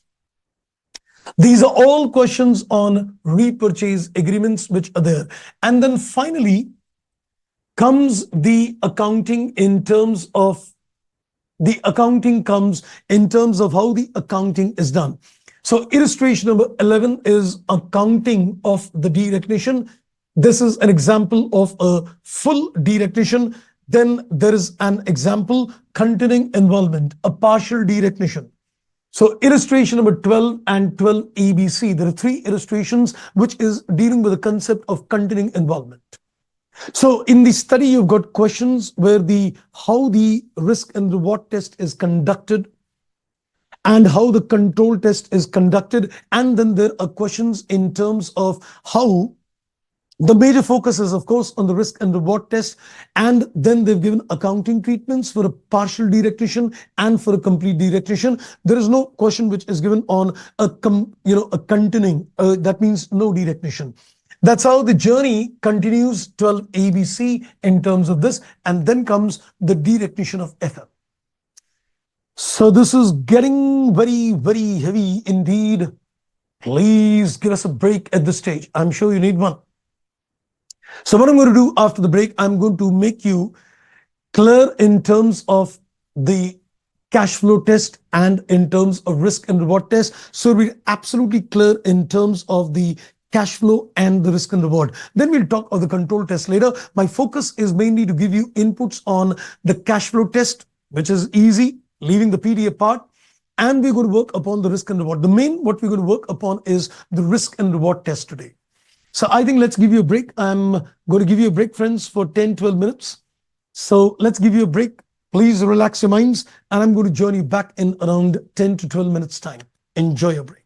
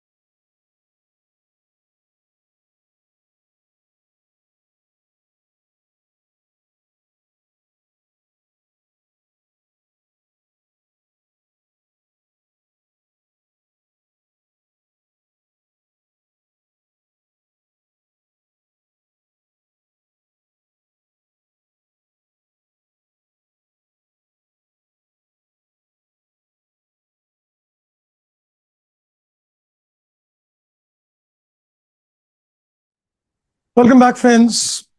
I hope you had a relaxation of your mind. So let's begin back.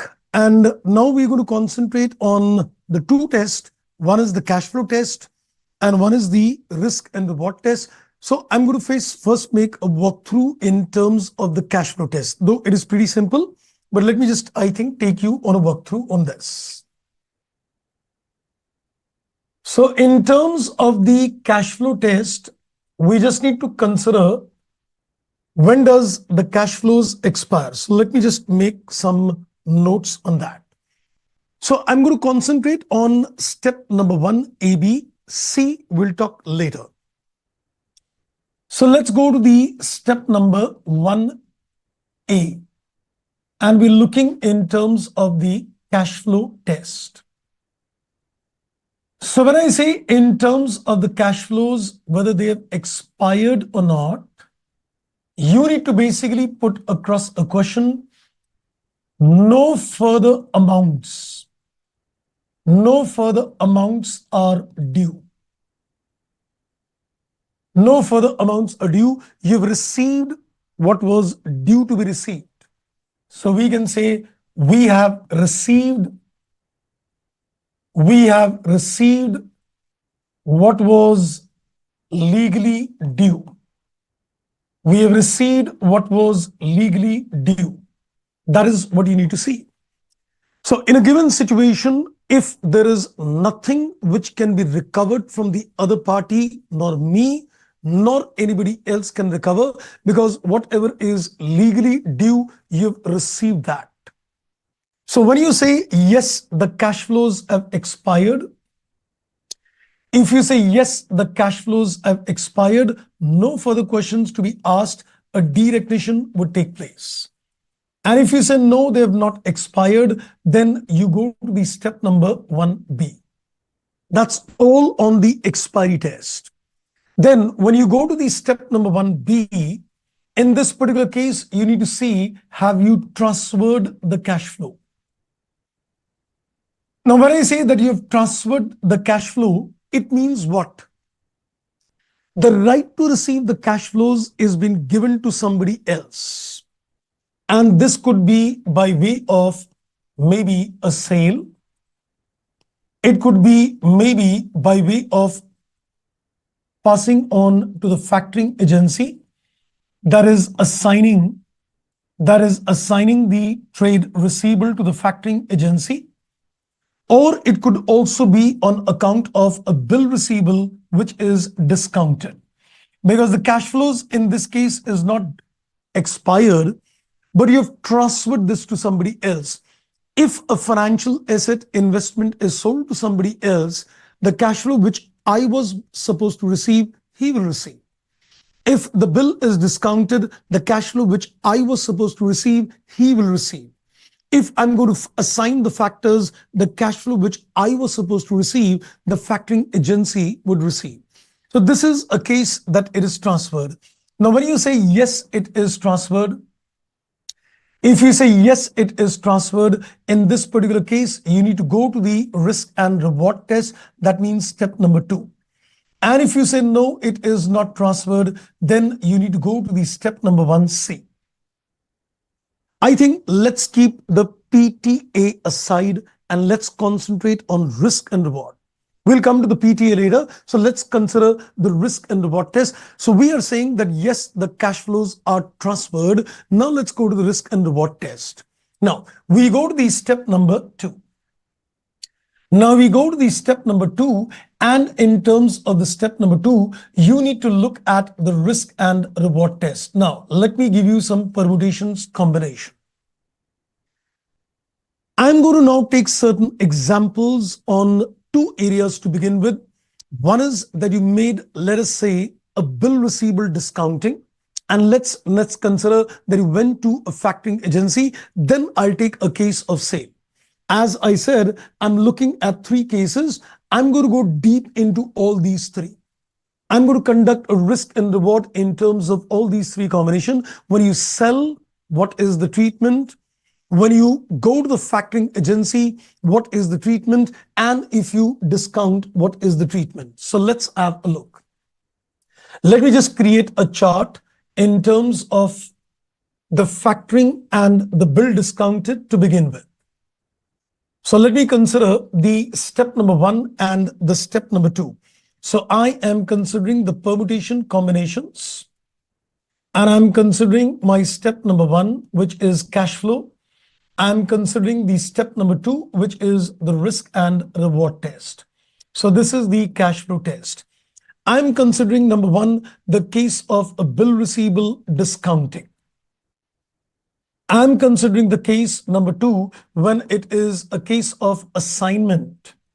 When it is a case of assignment of a trade receivable to a factoring agency. Now let's look at the combination.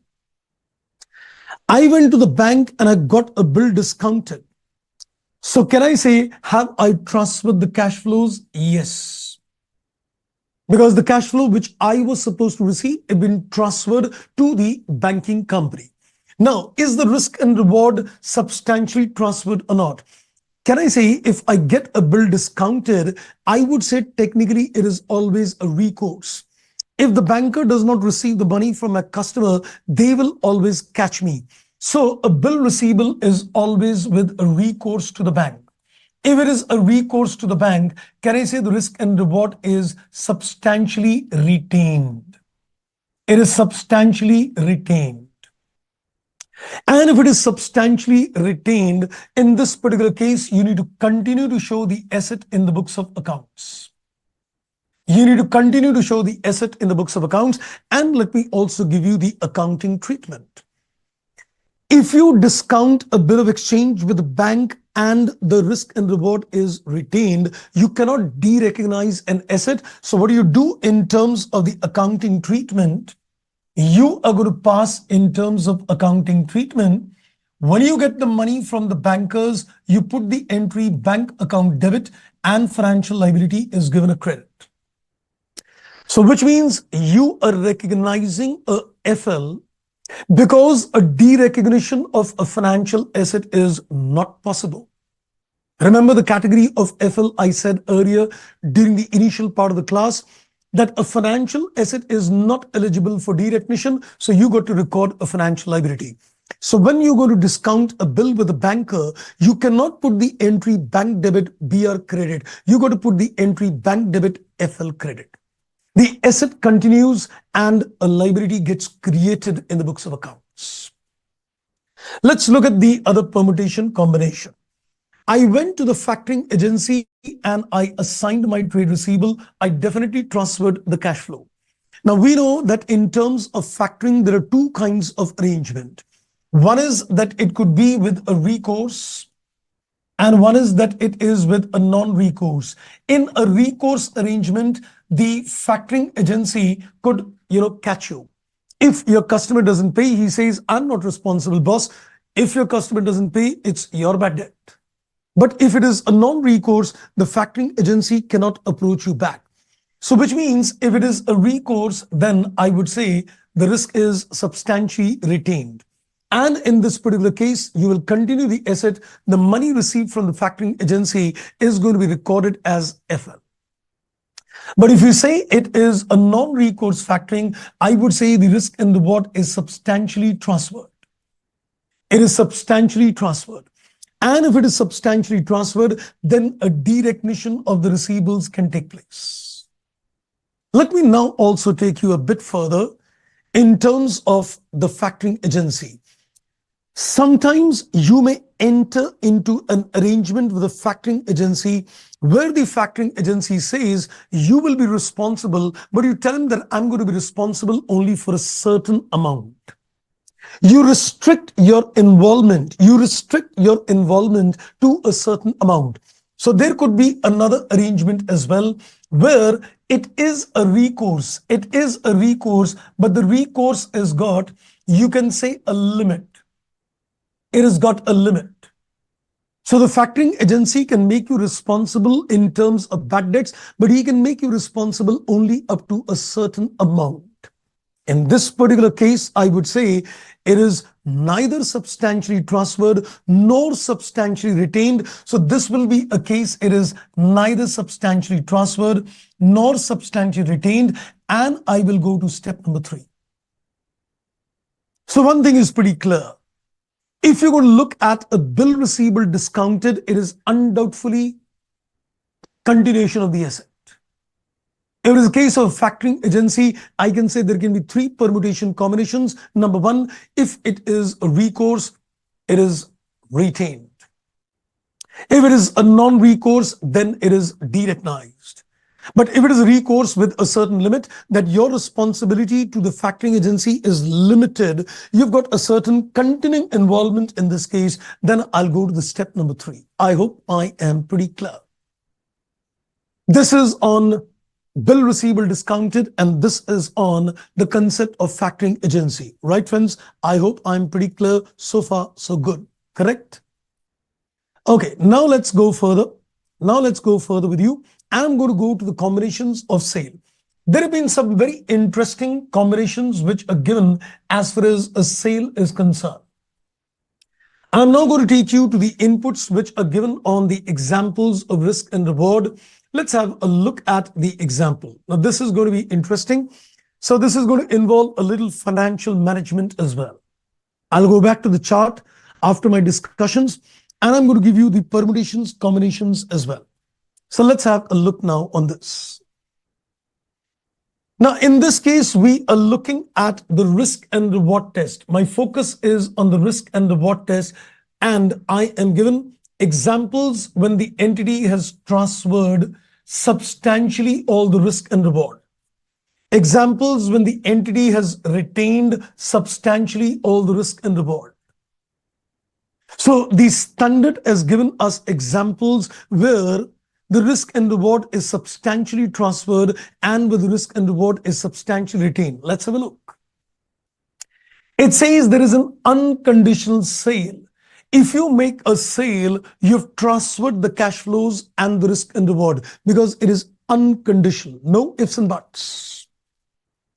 Then he says a sale of a financial asset with an option to repurchase the financial asset at its fair value at the time of repurchase. Let's understand this. Let us say Mr. A made a sale to Mr. B. Just for understanding, let's consider the individual. Let's consider Mr. A made a sale to Mr. B, and he said that I am going to make a sale to you, let us say to the extent of 10 lakhs. And he tells Mr. B, I am selling you this asset, but I also want a right to repurchase the asset back from you. So Mr. A makes a sale and he gets a right to repurchase the asset, and this repurchase is done at the fair value at the time of repurchase. He says along with the sale, there is going to be a repurchase, and this will be at a fair value prevalent at that point of time. If you're going to sell and you're going to repurchase, the asset is gone and it will come back. If it is gone and it will come back, the risk and reward in this case is not transferred. And therefore, it says, the risk and reward in this case is transferred. Reason, I'll tell you. If you made a sale and you could repurchase at a fair value, I would rather buy that asset from somebody else. Why should I buy it from this fellow? If the agreement is to buy it at the fair value at the time of purchase, I've got no incentive to repurchase the asset. So when I made a sale of the asset and I told the fellow, I'm going to repurchase, but I will repurchase at the prevailing price in the market, I have got no incentive to repurchase. So even though a repurchase clause is there, but I have no incentive to repurchase, so I would say the risk and reward is substantially transferred. Next. So which means if there is a repurchase and it is at a fair value, then I assume it is transferred. Now you will say, so what happens if it is not at a fair value? Let's see below, don't worry. Then he says a sale of a financial asset along with a put option or a call option that is deeply out of money. that is deeply out of money. Wow. Now let's consider one thing. When I say A made a sale to B, please watch this carefully. This is a bit FM. Now let's say Mr. A made a sale to Mr. B. Mr. A made a sale to Mr. B, and along with this, Mr. A enters into a long call. Mr. A made a sale to Mr. B, and along with this, he enters into a long call, which means he gets the right to buy it back. So when Mr. A enters into a long call, he gets a right to buy the asset from Mr. B because he's got the right to buy. So if I am able to prove that he will not buy, that means the risk and reward is transferred. I have the right to buy, but I know I will not buy. So what is the time when you say that you will not exercise the long call? When it says it is deeply out of money, I can only confirm that I will not exercise a long call option when it is deeply out of money. If it is in at out money, I may not be able to conclude that it is substantially transferred. Rather, I would say it is neither transferred nor retained. Don't worry, I'm going to pick that combinations as well. Now, instead of a long call, there is a possibility that he enters into a short put. Mind the words carefully. He enters into a short put. A gets a right to buy is a long call. B gets the right to sell is a long put for B, but a short put for A. Please get it clear. So when A says that I get the right to buy, it is a long call.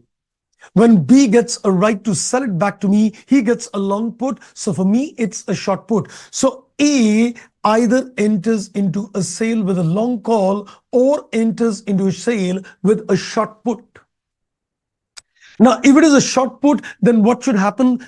B should decide I will not sell back to A. So it should be again deeply out of money. So if you enter into a sale with a long call and it is deeply out of money, transferred. If you enter into a sale with a short put deeply out of money, transferred. So you mean to say that if it is deeply in money, it is retained? Yes. You're going to see the combinations below. See, it says a sale and repurchase transaction where the repurchase price is a fixed price or it is a selling price plus a lender's return. Now look at this one carefully. Mr. A made a sale to Mr. B. Mr. A made a sale to Mr. B and he said, I'm going to sell you at 10 lakh rupee. And then he says, I will repurchase at 10 lakh plus another 1 lakh. A sale and a repurchase where the repurchase price is either fixed or it is a sale price plus a lender's return. You know, if I'm going to make you a sale at 10 lakh, I'm basically giving you a loan. If I'm going to make a sale at 10 lakh, I'm going to take that 10 lakh from you and then I'm going to basically return your money back with another 1 lakh rupee. So what do? When I make a sale, it's a loan. I took the money and then I said, I want to repurchase it. I gave the money back. So it's not a sale and repurchase. It's a loan agreement. So if there is a sale and there is a repurchase at a fixed price, then you have not transferred the risk. If there is a sale and there is a repurchase price, which is giving you a lender's return. So there is a sale price plus a lender's return. It is not transferred. And then it says further on the deeply out of money. Let's give you some more examples. I'm not reading every input in this. And then it says a sale of a financial asset together with a deep in money put or a call. As we said, if it is a sale and it is deeply out, transferred. It is a sale and it is deeply in. I made a sale and I've got a long call, which is deeply in money. I'll definitely buy it back. I made a sale and I enter into a short put. You are saying it's deeply in money. You will sell it back to me. I'll have to buy.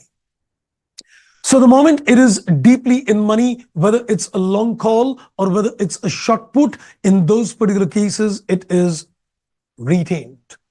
Okay, so I think let me consolidate the picture. Let me go back to the chart. So this is very complicated indeed. Now, I gave you two combinations. One is bill receivable discounted. I gave you the another one, which is a factoring agency assigning the receivables. Now let's look at the sale. Let me go back and let me take you further out here. Let me just come back to the chart which we were discussing. Now, in this particular chart, if you'll see, the combinations covered is when there is a bill receivable discounted, it is always a recourse. When there is an assignment, it can be recourse, non-recourse, or it could be recourse with a limit. Now let's look at the sale combinations. So let's have a look at extended version of this. So let's continue with the chart and let's have a look in terms of the third combination, step one, and the status of the step two. So I'm looking at now the further permutation combinations. So let's take a column for particulars and let's take the step number one, which is the cash flow test.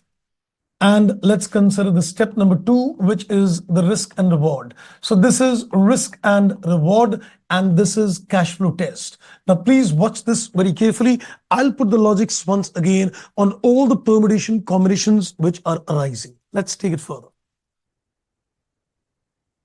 Okay, so I think I'm not getting any further questions now.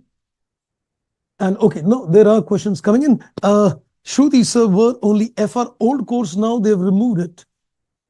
Okay, that was an earlier message, I guess. Now I think I'm getting lesser messages, getting a little more technical indeed. Okay, let's I think now summarize this position.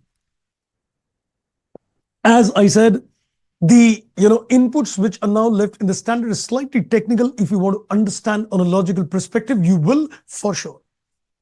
Now, let's consider the next combination. I've considered bill receivable and assignment. Now I'm looking at the combinations of sale.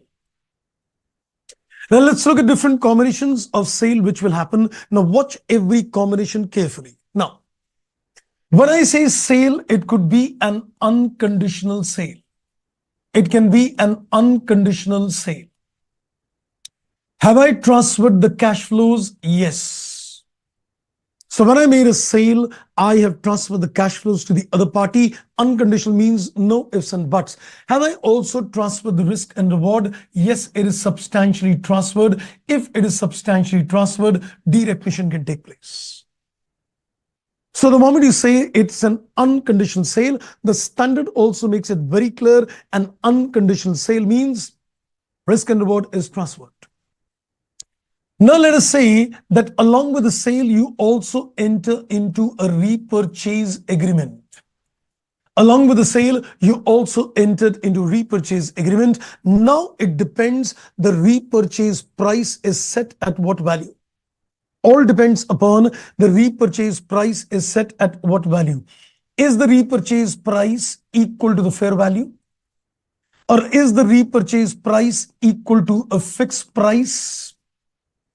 Or is the repurchase price equal to, you can say, the selling price plus a lender's return? Three permutations combination.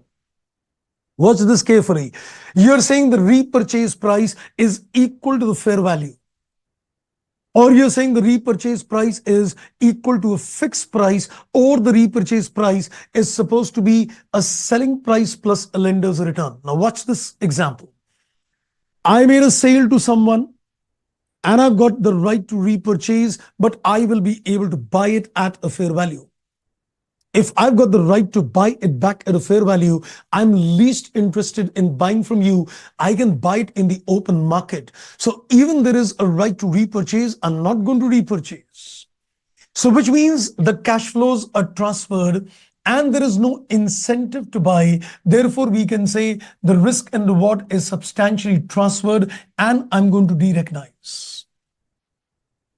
The standard says if the repurchase price is fixed at a fair value, you have got no incentive to buy it back from the other fellow, and therefore a derecognition would take place. Next. If the repurchase price is at a fixed price or it is equal to the selling price plus lender's return. So what is happening? I am making a sale to you. I'm taking a money. And then I'm saying I will repurchase and give you money back. And I'm going to give you money back, which is selling price plus a lender return. So indirectly, when I made a sale, you are my lender. When I made a sale to you, you are my lender because you gave me money and I'm going to return it back with interest. So which means there is no intention to do a sale. It is a pure lending arrangement. So you will definitely repurchase. So cash flows have been transferred undoubtedly, but the risk and reward is substantially retained. The risk and reward is substantially retained. And if that be the case, you need to continue the asset in the books of accounts. So this is the two combinations, unconditional and a repurchase. Then comes the options with a sale. So there is a sale with a repurchase, and there could be a sale with an option. Let's see for the combination. Let's continue with this chart. Let's continue further with the chart. I'll consolidate the movements after the end of this.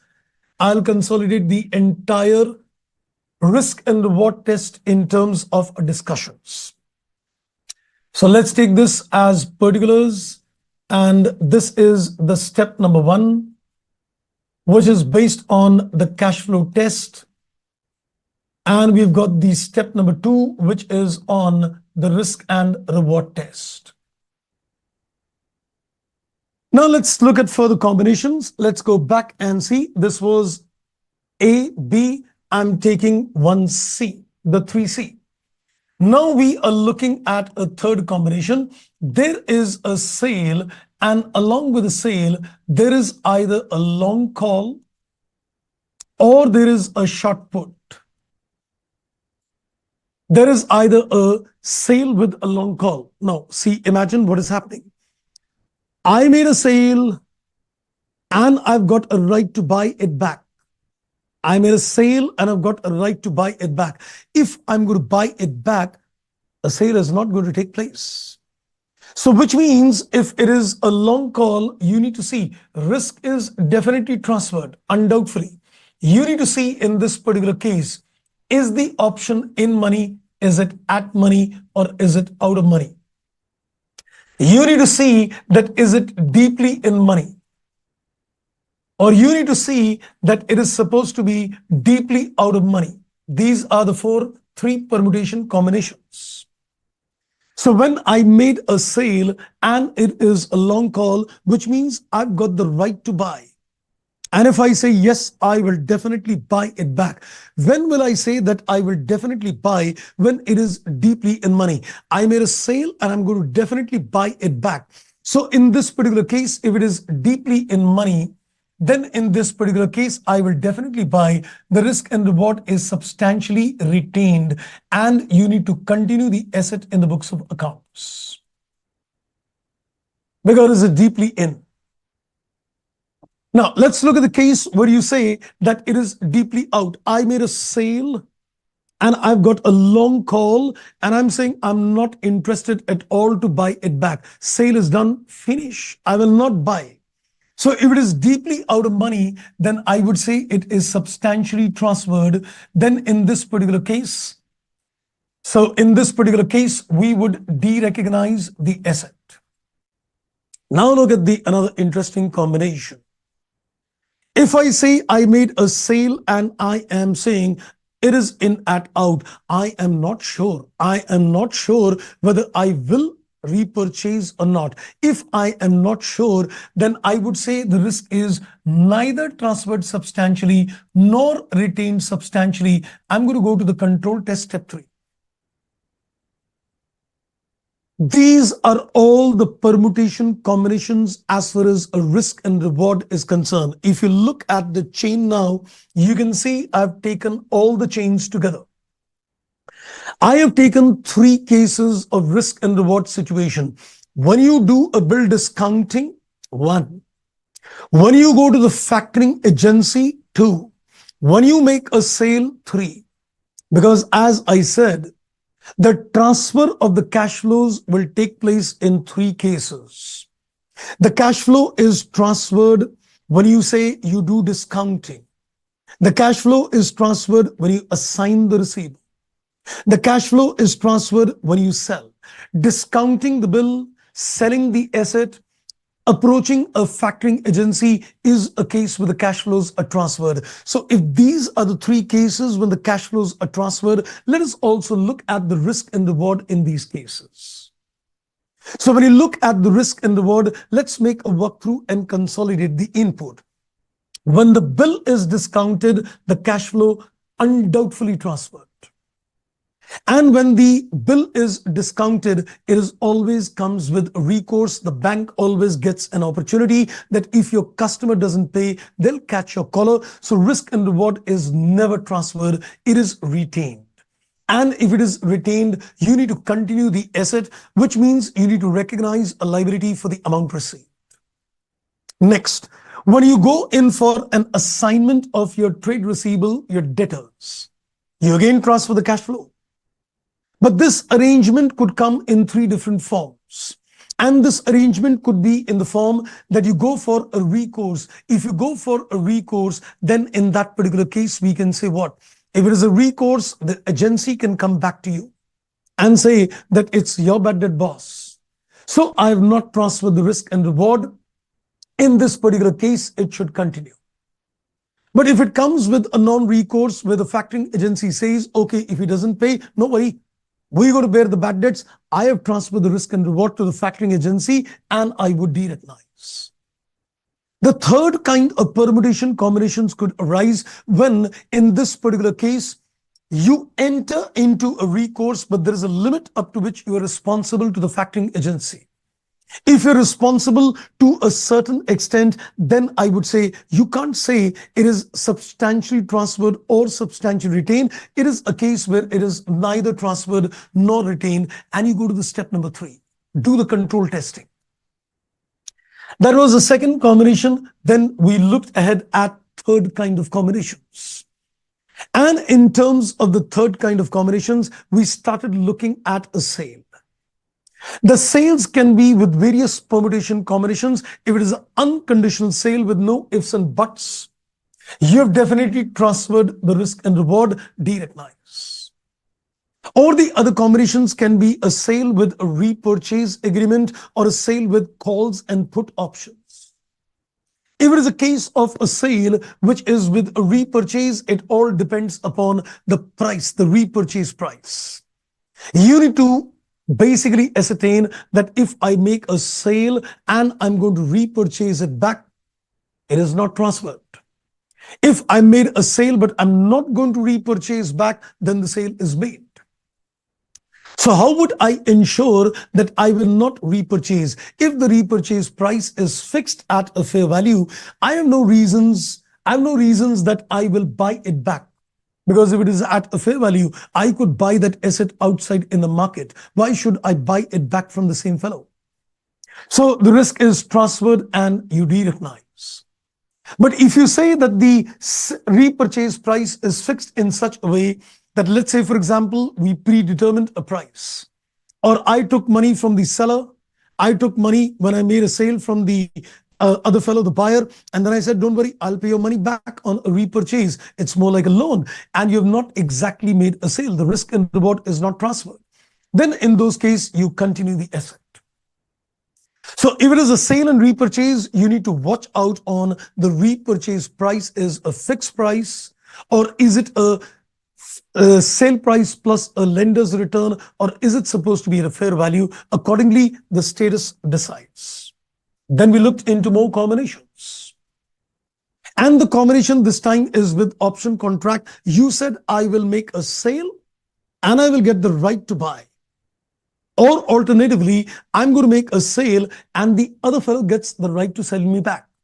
So either I enter into a sale with a long call, or I enter into a sale with a short put where the other person gets the right to sell me back and I am under an obligation to buy it back.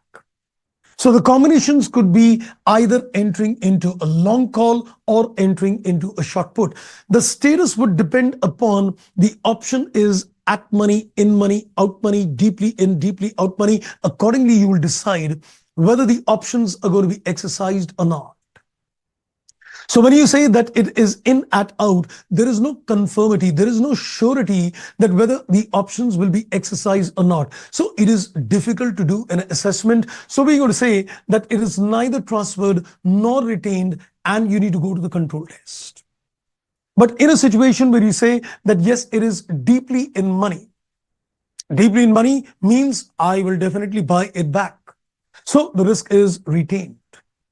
Deeply out of money means what? I'm not going to buy it back. I'm not going to exercise the long call. He's not going to exercise the long put either. So in this particular case, it is transferred. So these are the various permutation combinations on the basis of which you decide a risk and reward. So my cash flow test done without a PTA right now. My risk and reward, all the permutation combinations done. Now the only portion left is the control test and the PTA. Let me see any questions coming in between. Oh, I guess some issue. Maybe there's no question. You're putting in some questions or not, because I am not getting any status of questions right now. I don't know if you're putting in questions further or not. Try putting in some messages. Let me see if your message is coming or not. Okay, now let's take it further. We are now going to the step number 3. We are now going to the step number 3, and that is the control test. We're now going to the step number 3, and that is a control test. Now, when I'm looking in terms of the control test is got two inputs, either it is transferred or it is not transferred. I would say the assessment of the control test is more to do with what I call decision-making rights. It is more to do with what I call a decision-making rights. If I want to make an evaluation whether the control is transferred to the other party or not, you need to see, have you been in a position to transfer the decision-making rights to the other party or not? What do you mean by a decision-making rights? Let me explain. Let's say there is Mr. A, and let's say there is Mr. B, and let's say there is going to be Mr. C. So let's consider a chain, Mr. A, Mr. B, and Mr. C. Mr. A made a sale to Mr. B. Mr. A made a sale to Mr. B. And he also entered into a long call. So Mr. A said, I'm making a sale and I have the right to buy. And this long call is supposed to be, let's say, in money, not deeply in money. Not deeply in money. So Mr. A made a sale and the call option is in money. I don't know whether he will exercise or not. So I can say, I can't say the risk is transferred or it is retained. I'm in a mixed situation, neither. Now, I need to understand in this particular case, is it possible for Mr. B to further make a sale to Mr. C? Is he in a position to make a further sale to Mr. C? Well, I think it all depends. Hear me carefully. If this financial asset is publicly traded in the market,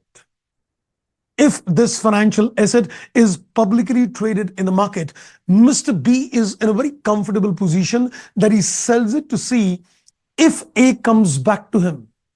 If A comes back to him, he can say, boss, I'll buy it from the market and give it to you. Since the financial asset is publicly traded in the market, B can always go back to the market, buy the asset and give it back to A. So whether he will be able to make a further sale or not, all depends upon whether this asset is publicly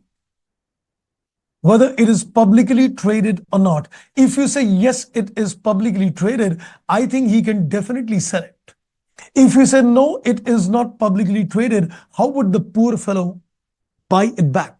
If Mr. B makes a sale to C and the asset is not publicly traded, tomorrow A comes to B, how would he give the asset back? So it all depends upon the asset which you're looking at. Is the B fellow in a position to make a further sale? Can he take decisions in terms of making a further sale? If the financial asset is publicly traded, B can say, let me sell it to C. Even if A comes back to me, I will buy it and give it to him. But if there is no publicly traded market, and if B sells it further, tomorrow if A comes to me, what do? I'm in a stuck-up situation. So in this particular case, if you say, yes, you can publicly trade it, then the control test is met. Which means in this case, when you consider that, yes, you can make a further sale. If you say, yes, you can make a further sale, the control is transferred and I can go in for a derecognition. But in a situation where you say that I can't make a further sale, I don't have the decisions, I don't get the right to make a further sale, then in this case, it is retained because decision-making rights are not there. And if it is retained, as I said earlier, it's going to be a case of a partial derecognition. And this is what we technically call a continuing involvement asset. Wow. This was quite deep indeed. And let's see further. Okay. I got a question from Satish. So in case of a TC of FL involving financial guarantee, such a TC affects the EIR computations of saving interest rate for a financial guarantee for AC at a measurement base. Well, you're looking at a transaction cost involving a financial guarantee. Well, of course, the parameters in terms of accounting would, of course, remain the same. So yes, of course, the same concept what we've done would apply in terms of initial measurement of a financial guarantee as well. Okay, so I think you got something. So at least that means chat is working. I thought I'm going to get some more flooded messages on more questions coming in on the derecognition. I know this is getting technical, so let me do one thing now. Let me just go back to the beautiful chart which I showed you earlier, and now you are going to see this chart. I have explained every bit of this chart now. And now we can look at all the permutation combinations in terms of the three-step model which I've given you. Let's make a walkthrough with you now. Let's make a walkthrough. I am not looking at the initial part. I'm just looking at the other part. Now watch this carefully. It's going to consolidate all the learnings. We're just left with the PTA. Except for the PTA, the cash flow test is done. The risk and reward is done. The control test is done. Only part is the PTA and the accounting. That will take care. No issue.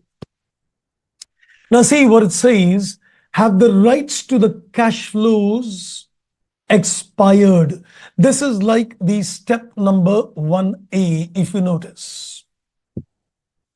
Have the cash flows expired? So this is like the cash flow test step number 1A. If you say, yes, I gave you derecognize. Let's make a walkthrough very carefully. Watch this entire summary and you get your revisions done. So I say that, okay, is the full and final settlement done? What I had to receive, already received. The cash flows have expired. I cannot legally get anything from the other party now.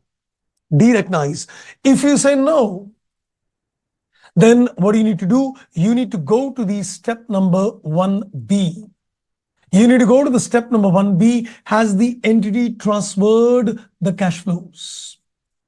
Has the entity transferred the cash flow? And that was step number 1B. If you say no, the cash flows is not being transferred, you go to the step number 1C. You go to the step number 1C. And in step number 1C, you got a PTA that is called a pass-through arrangement. So in this case, has the entity assumed a contractual obligations in an arrangement that meets three conditions? That arrangement is called a PTA. It is called a pass-through arrangement. We'll see that. We'll see that. So when you say that the step number 2 fails, you go to step number 1C. And if you said yes, The cash flows have been transferred. Then you go to the step number 2. Then you go to the step number 2. So you can see the sequence that it is expired. Yes, derecognize. No, is it transferred? Yes, go to step 2. No, is it PTA? If you say no, it is not even a PTA, you continue the asset. And if you say yes, it is a PTA, then you still go to the step number 2. You still go to the step number 2. And in terms of the step number 2, you're saying, is the entity transferred substantially all the risk and reward? So you're looking at, did you transfer all the risk and reward? If the answer is a yes, derecognize. And if the answer is a no, then you're saying, is it substantially retained? Is the risk and reward substantially retained? If you say a yes, then you continue. So is it substantially transferred? Possibility 1, derecognize. Substantially retained, possibility number 2, that you continue. And if you say neither transferred nor retained, this is the third one. Then you go to the step number 3, that it is neither transferred nor it is retained. And then you need to conduct a control test. And in terms of the control test, the entity retained. If you say you retain the control, continue. And if you say, no, I did not retain but transferred, then you derecognize. But this derecognition is supposed to be a partial derecognition. This is going to be a partial derecognition. I now want to do a small little exercise towards the end. Don't worry. I will consolidate this learnings in the next class. I know it is very, very technical indeed. I know it is very technical, a lot of inputs gone into this, but I want to do one thing, before we go further. And I want to now make some permutation combinations very clear based on this chart. So except for the PDA, rest all is done. Okay, I got this. Okay, clear. And Tahir sir, all are bouncers from ahead. As I said, this is technical, so don't get worried. This is really technical. I told you now the last inputs on the standard is technical, but you need to revise it carefully, very carefully. I'm going to do the consolidations on this on the next class as well.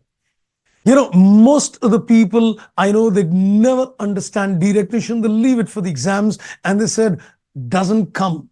Because actually the derecognition of FL comes in the exam, but derecognition in terms of the FA is difficult to understand, but it's very interesting.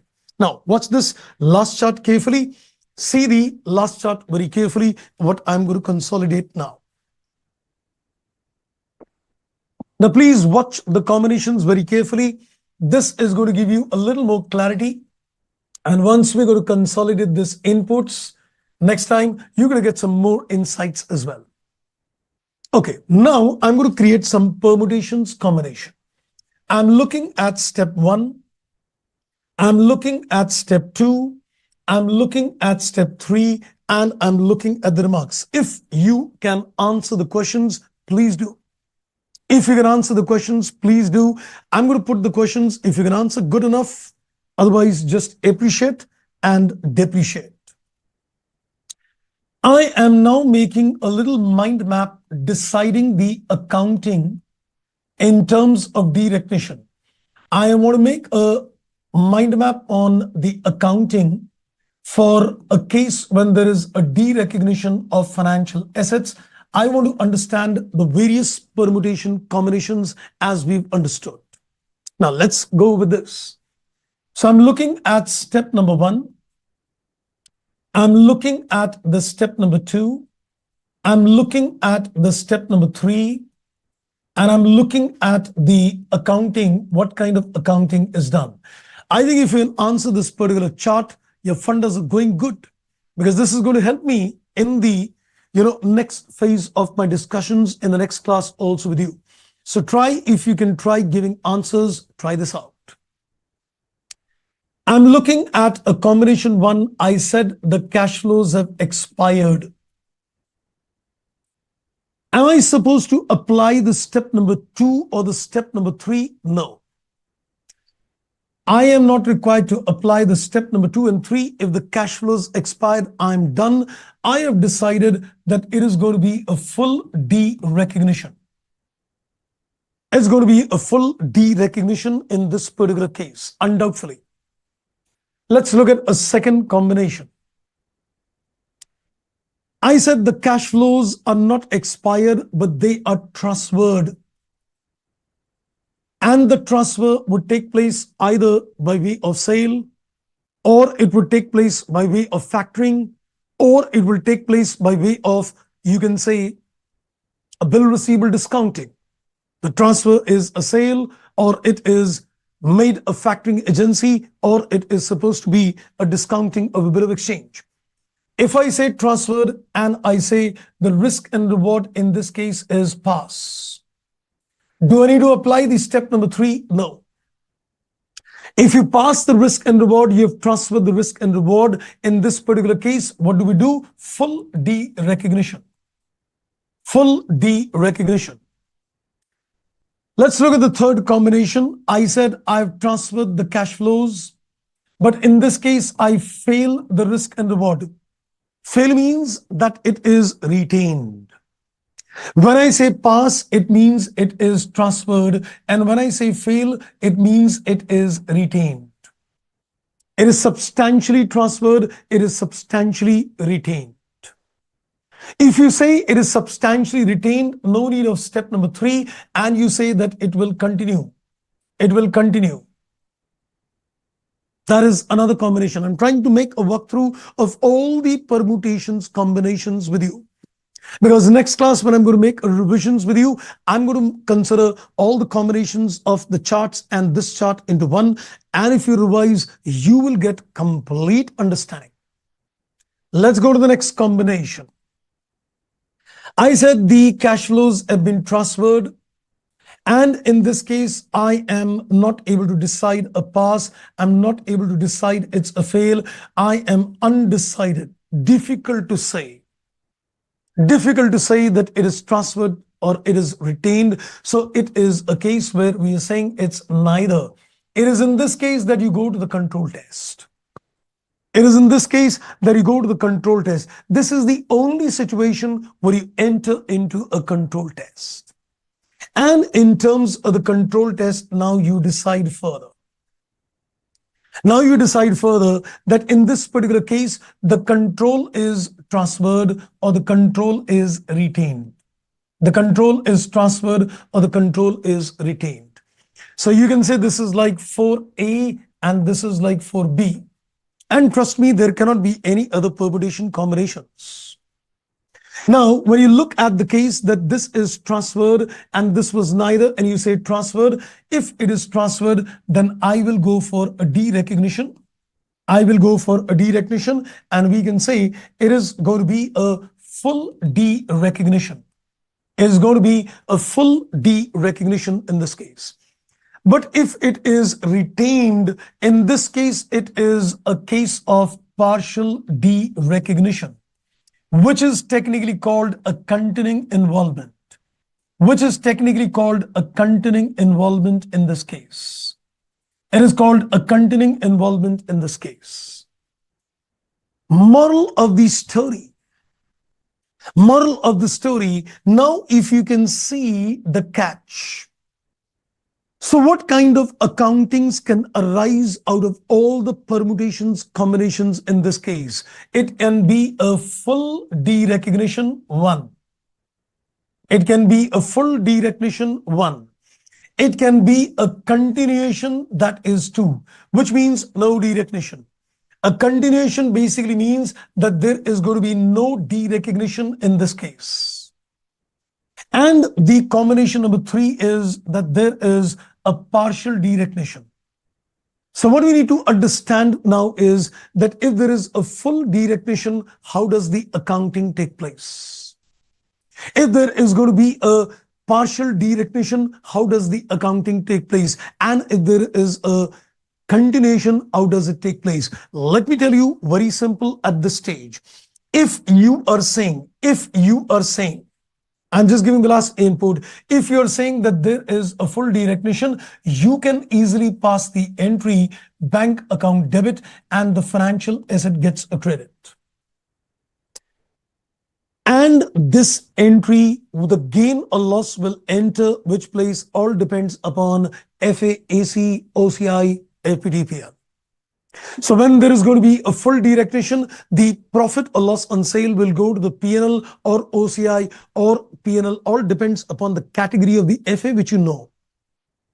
If it is a case of continuing the asset, then I'm going to put the entry bank account debit, and instead of derecognizing the asset, financial liability gets created.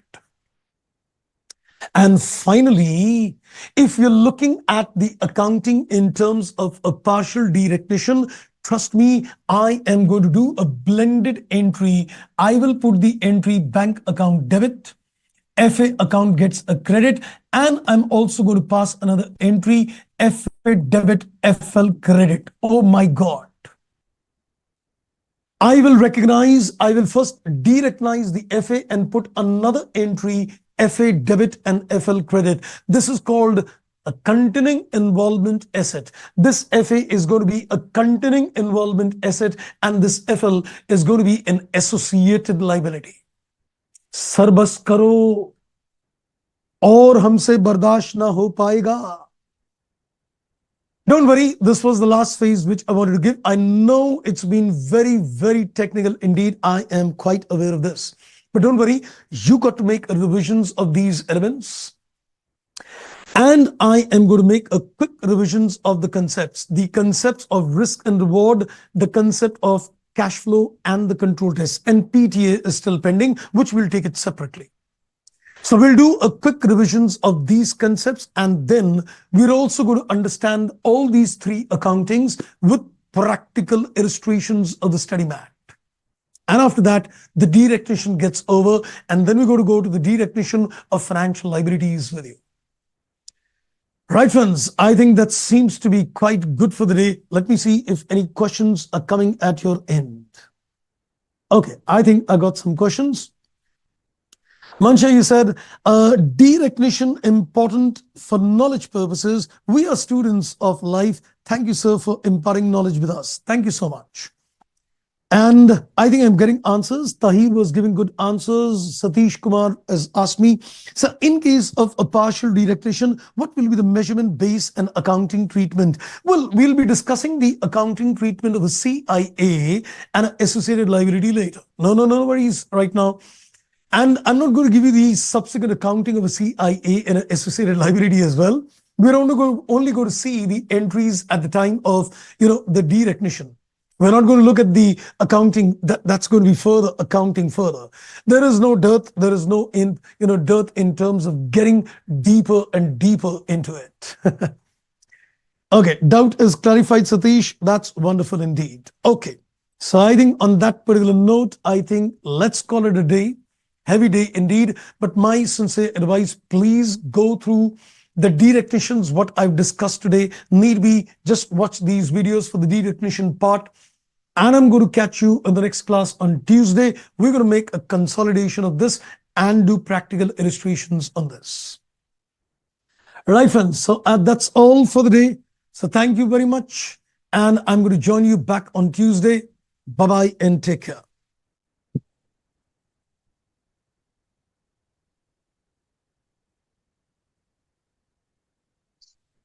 Haji, thank you.